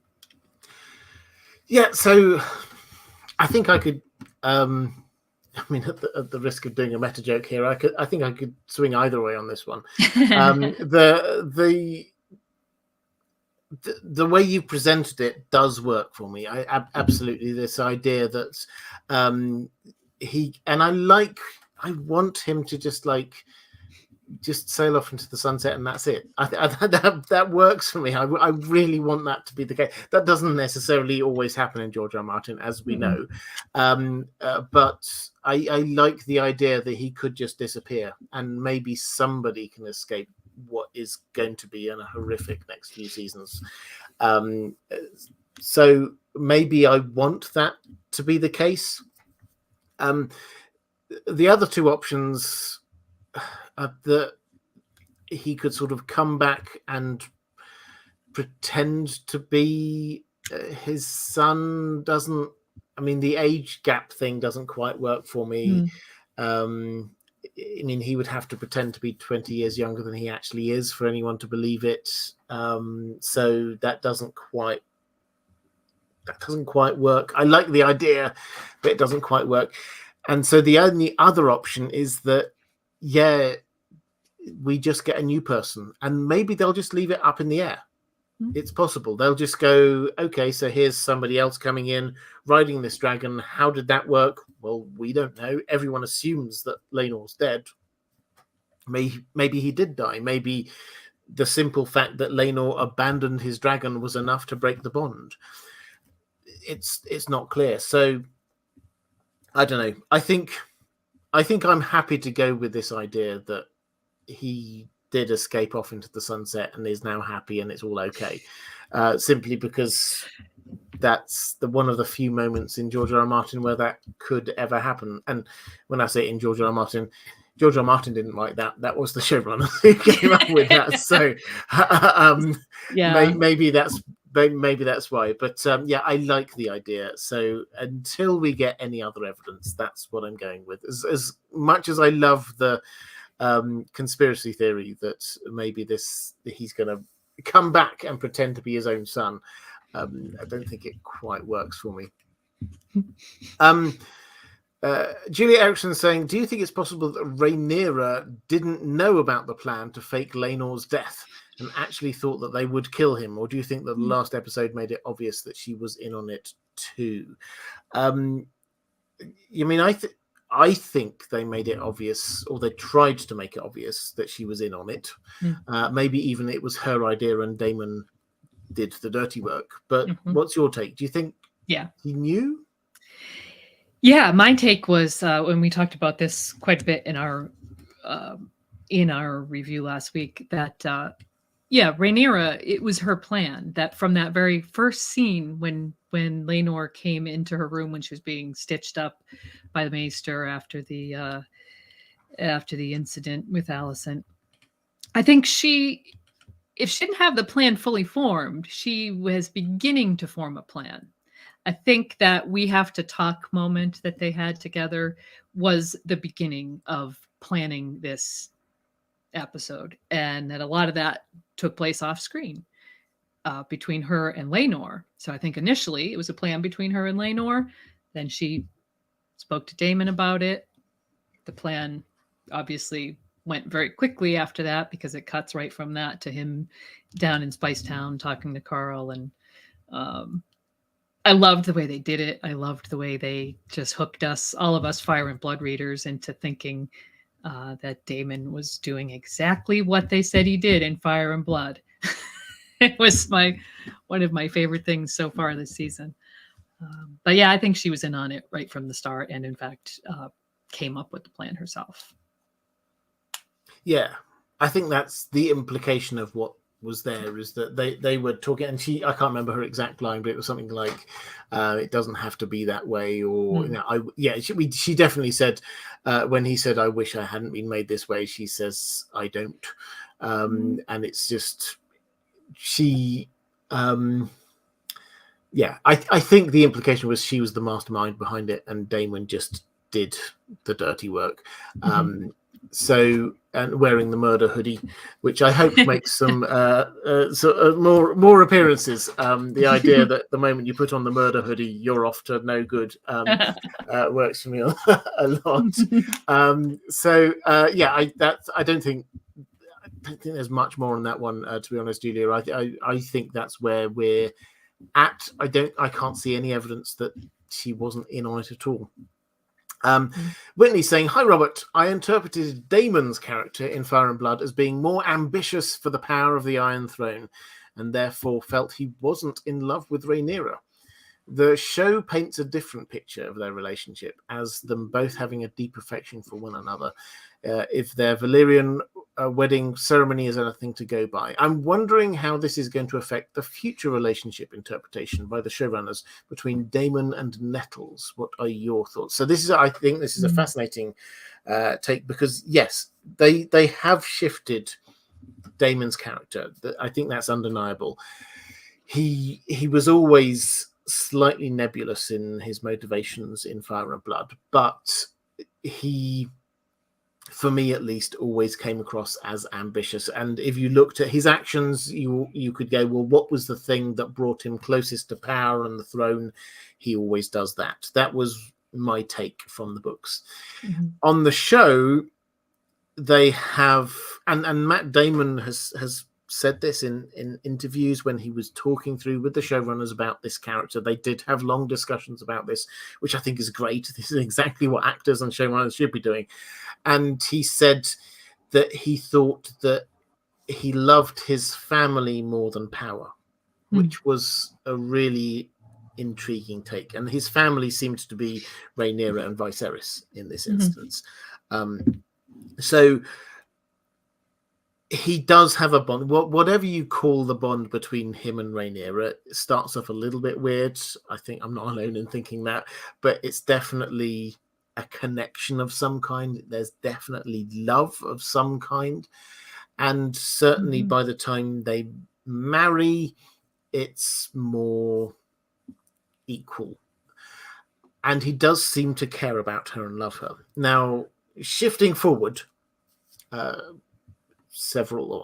few years and probably, I don't know, 2-3 seasons on the show, we do have #spoilers. We have Daemon getting together with this character called Nettles, who is one of the dragon seeds. She tames and bonds with Sheepstealer, one of the dragons, and when I say getting together with, he then seems inseparable to Nettles, and they fly off together, they do things together. There definitely seems some sort of connection. And the way it's presented in the book is that he then perhaps is in love with her. That's certainly what some of the other characters seem to think. But if he is this much in love with Rhaenyra, is that going to happen on the show? What do you think, therefore, Lady Gwyn, is the knock-on effect of this change in character for him? What do you think this means for the future for him? Well, I think we have to remember that Fire and Blood is written by maesters who are very anti Rhaenyra and Daemon. So I take everything they say with a grain of salt. Except for this one little thing where they imply the maester from, let me think, where they are at the very end. Someone in the chat will help me. I'm sure. Who implies that they are actually father and daughter. And I do like that idea. I like the way that sort of explains quite a bit about why, where Nettles comes by her possible Targaryen blood. The timeline would seem to work for that to be the case. And I wonder whether I don't know if we would ever find that out in the book, but it certainly could be the tack that the show takes to resolve this as a potential issue. I liked the tragedy of Rhaenyra's misunderstanding of this relationship, which is being in Fire and Blood is being fed to her by Mysaria, who has her own sort of axe to grind with the whole situation at this point. And I wouldn't be surprised if that's the way that they portray it in the show. Definitely, they're humanizing these characters quite a bit more than they are in Fire and Blood. So all of these personal relationships are going to be, I would expect, very different from what Fire and Blood showed us. Yeah, I mean, I didn't much like the idea of him being her father in the book, I have to say, but it works more on the show. Mm-hmm. You mentioned Mysaria, Lady Misery. Now, she's not been so much in the last couple of episodes, but she was definitely there, quite prominent in the first few. Mm-hmm. And the relationship between her and Daemon was quite significant. What's your take? Because they didn't completely spell it out. What's your take on where they're at now? He clearly had her as his lover for a period of time and promised he would protect her. And then he seems to have gone off to the Stepstones for ages doing his thing. And then he comes back and then she's set herself up in King's Landing. But you get that kind of weird moment when she's sort of like takes him in after he gets drunk with the night with Rhaenyra. But she also seems to be feeding information up to Otto. What's your take on what's going on there? Does she still care about him? Is she double-crossing him? Where do you think they're at? Well, I think, I think that it's very likely that she was also the source for the Air for Day information that came back to Otto. I don't think she has necessarily got Daemon's best interest at heart. I think she has her own best interest at heart. The major change from Fire and Blood and what they've shown so far in the show, that Mysaria did have a pregnancy, a miscarriage that could be attributed to Viserys ordering her to leave, and it happened on board ship going to Essos. So, there's some blame, I think, to be parceled out there. They sidestepped that in the show and made that a false claim by Daemon that she was pregnant with his child. I think that in the books that explains a lot about Mysaria's motivations and why she has an axe to grind with House Targaryen for one reason or another. Going forward in the storyline. So it'll be interesting to see how they do use her going forward. I'm not really sure where in the show where their relationship would have left off, because it seemed to not really have much of a relationship last time we saw them together. And we can talk about the preview. Yeah, that's free. Okay, free. She's in the preview. There's a very brief shot of her, so she'll be, I would assume she's in this episode this evening. So yeah, I mean, in the book, my take was absolutely right. I think that she was pregnant and she lost her child, pregnant with Daemon's child, and so there does seem to have been some sort of a relationship, love there, as far as we can tell. And then that seems to have sort of carried on. She seems to have been his spy master in King's Landing for a while. That seems to be the implication of what was going on. But although she stuck with him all through his time with Rhaenyra, implying that she didn't think that he loved Rhaenyra, he was just trying to get close to power. When the Nettles thing happened, she was the one, as you said, who then goes up to Rhaenyra and says, you know what? He's sleeping with her. He loves her. And that's what prompts Rhaenyra to say, right, kill her. So that seems to be different. That is not where we're at with this character. So as much as I'm intrigued by what happens with Daemon and Nettles and things like that, I'm also intrigued what happens with Lady Misery, because she's no longer just working for Daemon, as seems to be the case in the book. She is there working for herself, as far as we can tell. She was feeding information to Otto. Is she carrying on feeding information to Team Green? Is she going to start feeding information up to Team Black later? I don't know. It's quite a mystery to what they're going to do with the character, and whether they're going to turn it into a proper fleshed out character, or just like somebody on the edges. Because the other character in this kind of world of being sort of master mistress of whispers is Larys Strong, and we do have to talk a bit about Larys Strong. Marley saying Larys will definitely strike again. Who do you think his next victim will be? So they've made Larys Strong a really strong character. He is quite sociopathic. He's there saying, do you want me to kill these people? Just nod and I'll kill these people. It's really quite sinister. And he's clearly, show Larys, going to be hovering around the edges near Alicent going, do you want me to kill them? Shall I do this? Do you want me to go off and do that? Where do you, at some point she'll have to say, okay, where do you think that's going to be in the story looking forward? When might she just say, go off and just kill people, do bad things?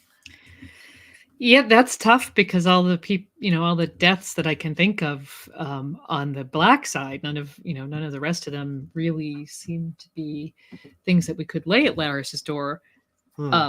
I've got this weird, I didn't say it's really a tinfoil. It's like a half-formed thought, but I'll lay it on you. Blood and cheese seems like something that would be right up Larys's alley.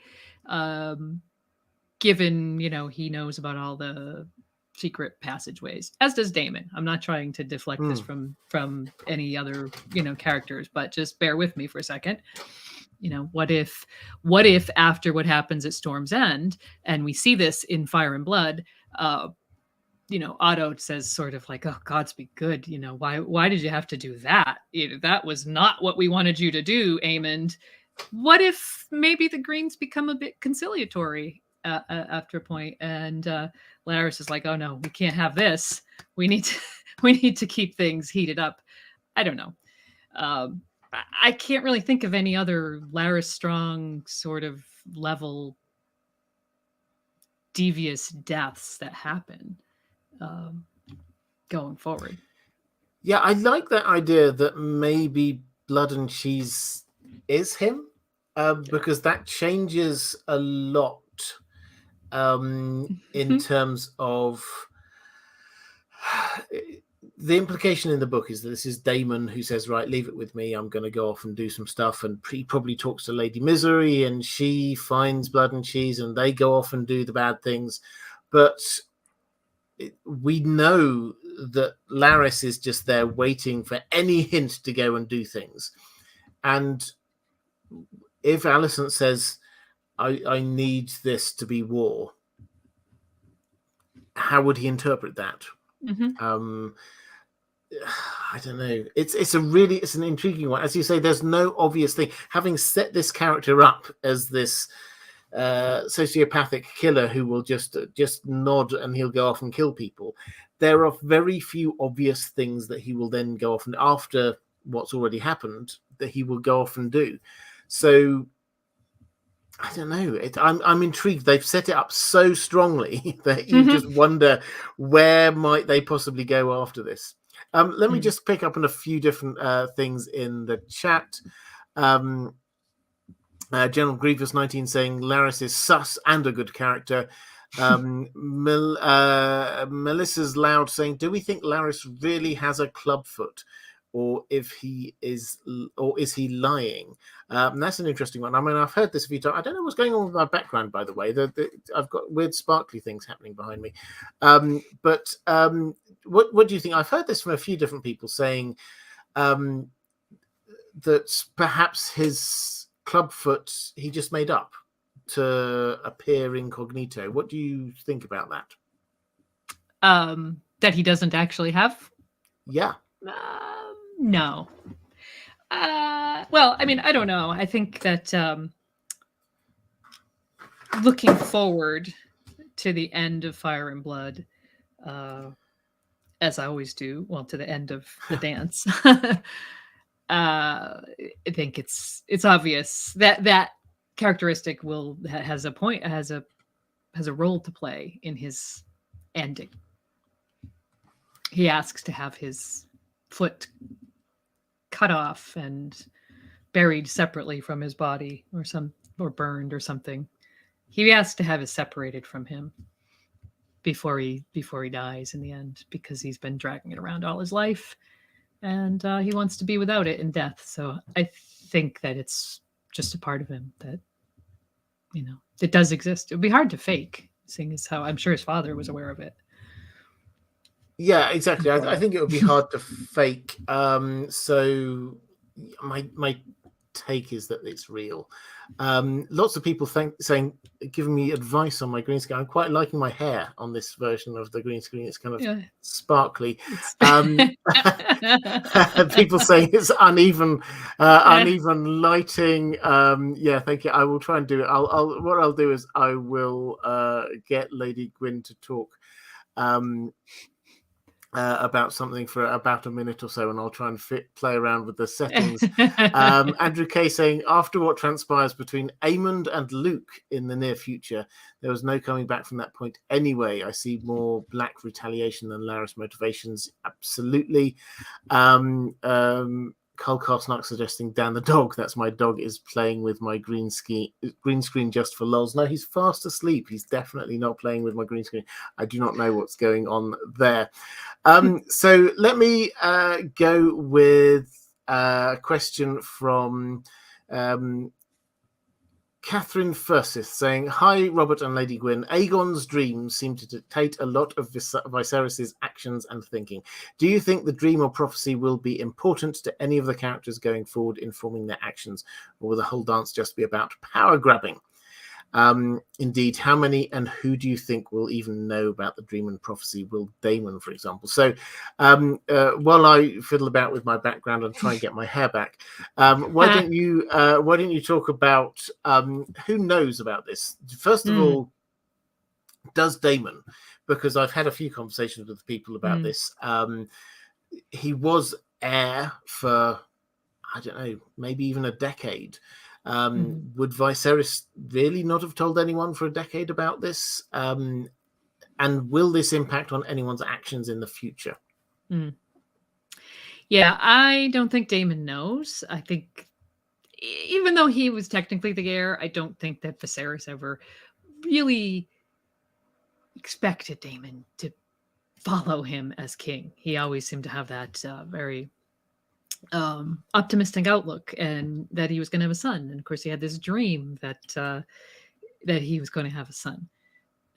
So yeah, I don't think Daemon knows. I think Rhaenyra is the only one who knows, and I think that we've been talking about this in our reviews, that I do think that it's obvious that she still thinks about this a lot.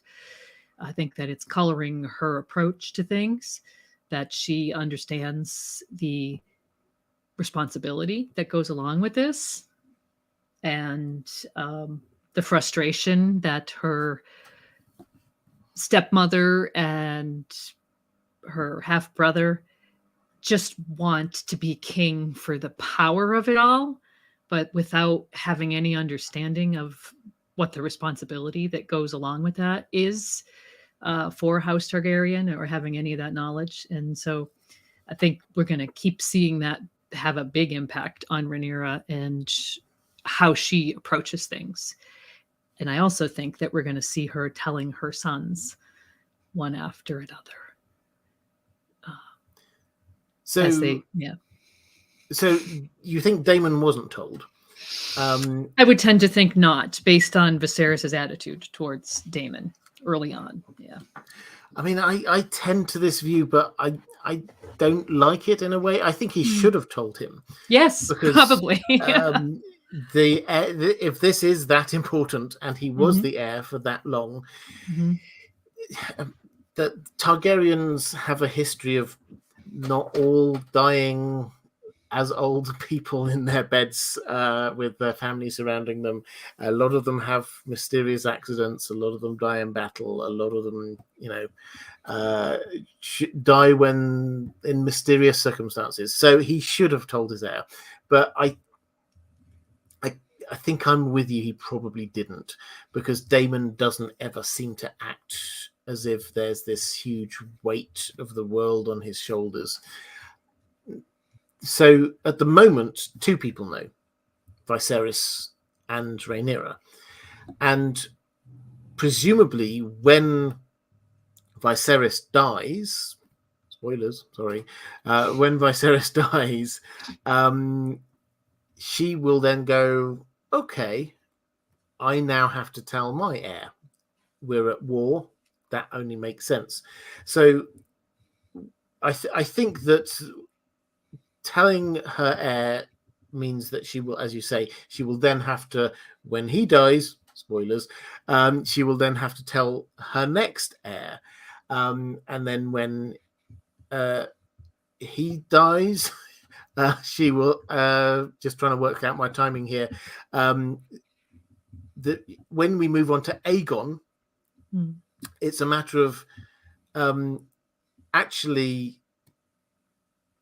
is he going to know when he's young? When she's telling people, he's like, I don't know, very young when she dies. Will she actually pass it on?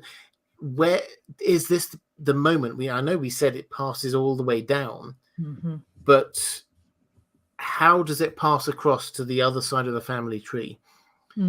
Is my big question here, because Aegon the Second dies quite quickly, and then it goes over to Aegon the Third, and there's no clear reason why Aegon the Third should know these kind of things.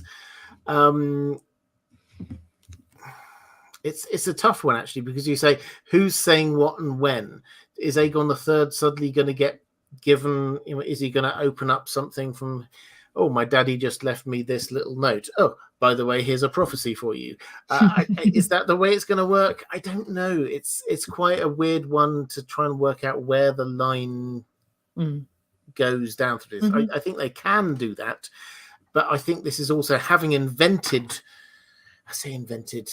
They cleared this through George R. R. Martin, but having come up with this idea of Ryan Congle, that there was this clear prophecy from Aegon, that this was a part of not just what caused the conquest, but also what impacted on how the Targaryen rulers reigned. They will have to either very clearly say it ends here, or show us how it passes down after this show. This is one of the themes. They introduced it in episode 1. This has to be one of the themes which runs all the way through this bit of the show. Where does it end up? And what's your? I mean, your instinct is that it will survive. Yeah, my instinct is that it will survive. That Aegon the Third is as damaged as he is, that she will have to. And this is going to. I mean, it's all part of the big tragedy of Rhaenyra and her family and all of them. But that she will have to tell her last very little boy about this. In those final weeks or however long they have together. And the reason I think that is because, a big part of the prophecy has to do with uniting Westeros. And Aegon III's son is Daeron the Young Dragon. And what is the first thing that he does when he becomes king? He decides that we must return to this idea of conquering Dorne. So I think it explains a lot about what motivated Aegon III's children. if they have that knowledge that Westeros has to be united to fight this thing, whatever is going to happen in the future. So you're going to bring this whole issue of Dorne back into play, where it has not been for over 100 years at this point. No, and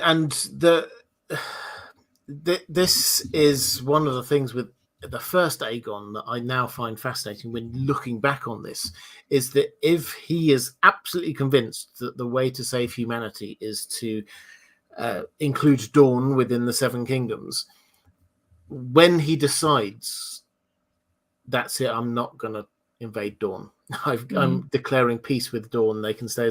That's the moment we get the letter, we get him gripping the Iron Throne so tight that blood drips from his hand. He has this falling out with Visenya over it. There's a lot going on in that scene, and that's a huge moment there that perhaps we hadn't really realized all of the implications of when we read it for the first time. But the question we were asked was about whether this prophecy is going to impact on anybody in the show.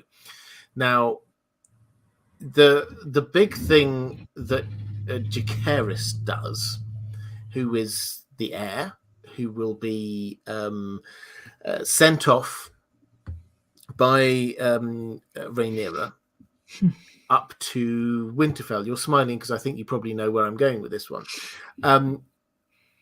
That has been something fans have always asked about. They've always talked about.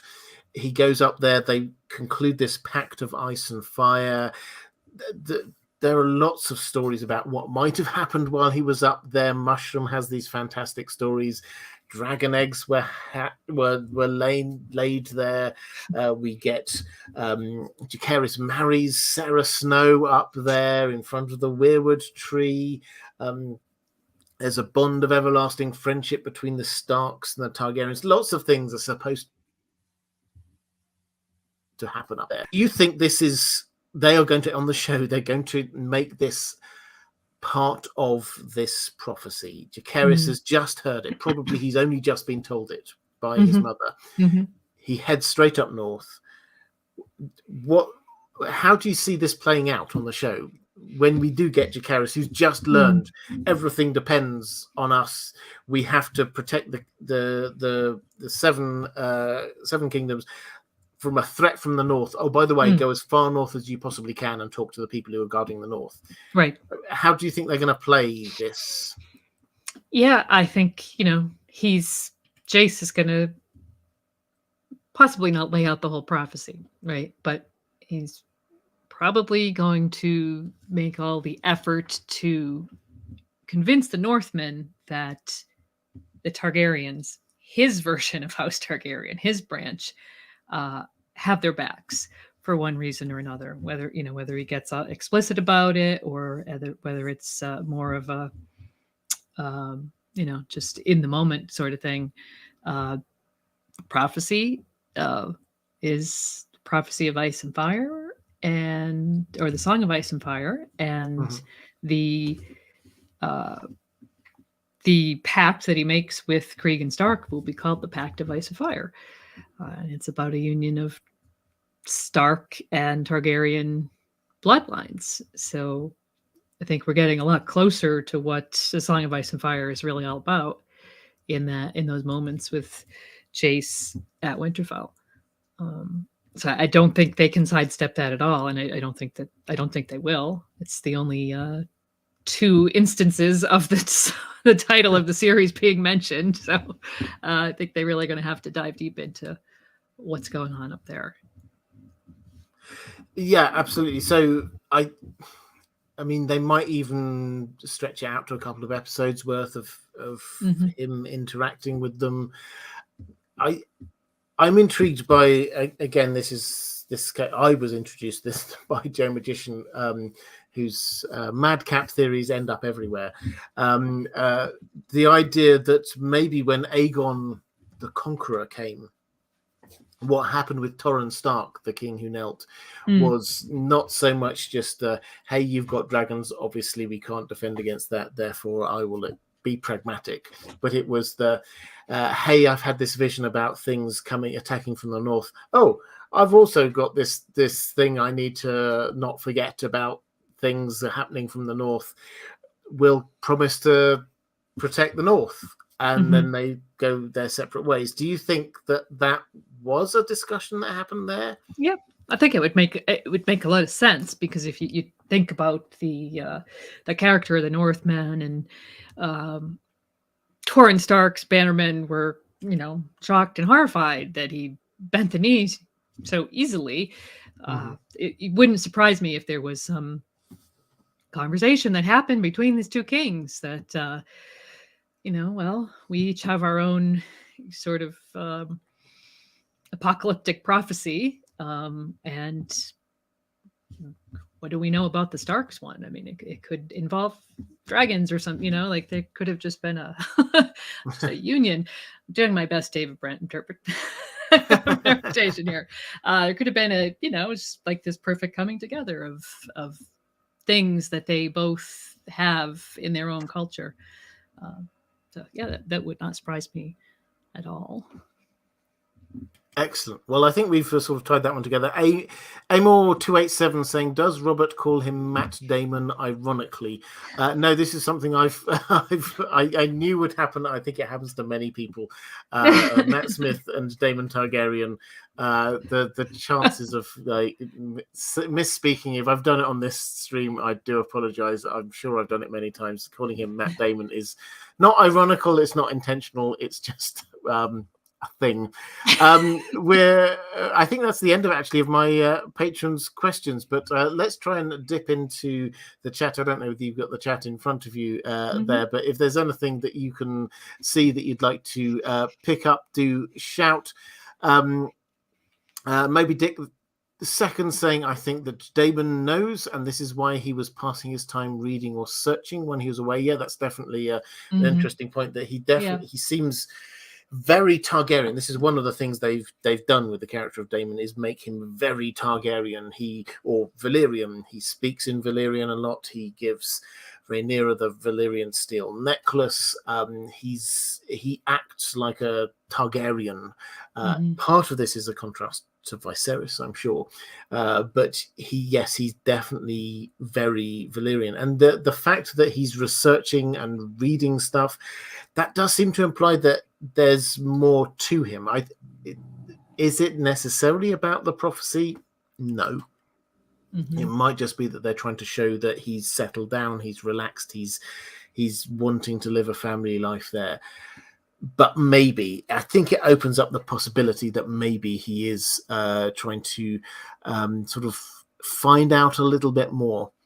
Bryce Hughes saying, do we know of the Watch? I assume this is the Watch is still an honourable group during this time period. If you're talking about On the Wall, then honourable-ish. Yeah, definitely. There's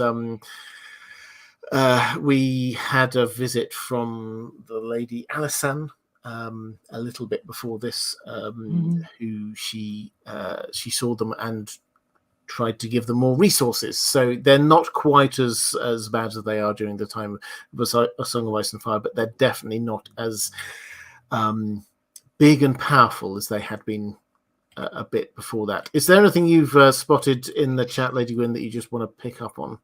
I did see someone who commented on the similarities between the way Helena's daughter Jaehaera is characterized in Fire and Blood and the way Helen is characterized in the show, which I did pick up on, and I think that is a good point. I don't think Jaehaera will get. Well, she might. I mean, she should be around for a little while, but she may not get as much screen time, and they might have, absorbed that sort of differentness into Helena because it functions so well with the mother. But it's something I was thinking of too. So good point, Andrew K. I think that was. Yep. And Dean Brown just below that saying, what do you think about the prophecy being lost and future Targa dreamers are only seeing glimpses of this dream that Aegon had and are trying to do all they can to fulfill it? I mean, I think there's definitely a case of the prophecy. Each generation or each period, a bit is lost, and then they're getting little top-ups here and there. So what happens with Aegon V, my understanding at least until we learn more, is that he certainly had some sort of dragon dreams about all of this, and that seems to have been what he took seriously and led to his research, which led to his fascination with dragons and hatching dragons. And it seems to be, if you are thinking, what do the Targaryens need to do at any given point in time? First of all, they need to take the Seven Kingdoms. They need to invade Westeros. Then after that, they need to hold it together. That's where we are in the time of House of the Dragon. After that, they've lost their dragons. They need to get their dragons back. That's why all of the Targaryens after that point seem to start getting obsessed with hatching dragons, becoming dragons, things along those lines. And then finally, we get Daenerys, who's getting these visions, not just of how do you hatch your dragon, which she does, but then how do you kill all of these ice creatures? She has a vision just about that, about flying over and burning, melting lots of ice creatures. So I think with that, we'll start to draw this one to a close. Unless there's anything else you've got burning in your heart that you wish to be telling us about, Lady Gwen. No, we've covered so much ground. Yeah, I think we've talked about just about. You know what we haven't talked about? Just a moment. Vaemond Valerian.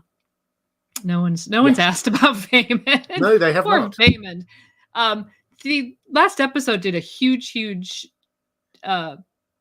lot of work setting up Vaemond's Vaemond's arc. He's going to be, I think, important in this episode this evening, and maybe just leave it as keep your eye on Vaemond. The episode is called Lord of the Tides. I'm wearing my Lords of the Tides t-shirt from Sam Rixian. So I think I don't really have much to say about him. I think I've enjoyed the way that the show has set him up and has brought us towards this moment where, in Fire and Blood, he's very concerned about the Valerian succession and makes some unwise comments, shall we say, which they started to show in the last episode. So yeah, just keep an eye on Vaemond, I guess. Absolutely. And last episode he was the guy who was doing all of the intoning about how House Velaryon is different and special and wonderful and things like that, which at Lena's funeral, and this clearly implies he thinks that it's important for House Velaryon to retain its distinctive nature, to not just be just like another random house marrying with other people. They're Velaryons. They're different. They're of the sea. They're Valyrian, but they're of the sea. And that, I think, is a really important distinction there, because other than that, with the absence of Corlys, we don't have this kind of pure Velaryon figure. We've got Rhaenys, who's a Targaryen, effectively. She just married into the family. Then you get the children, who are now both dead. And then you get the grandkids, some of which aren't really the grandkids, and a couple of which are part Targaryen, because they were Daemon's children with Lena. And they're also girls.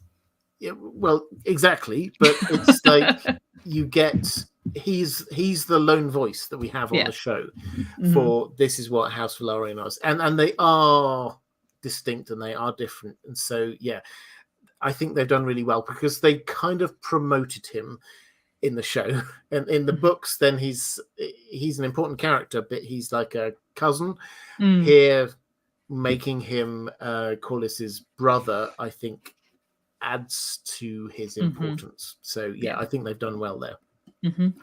But let's just remind everybody, first of all, before we do that, this is charity live stream, as with all of my live streams during the show, in aid of Alzheimer's care and research, which is a really important cause. If you have watched all the way through this far into the live stream, well, first of all, bless you, thank you very much.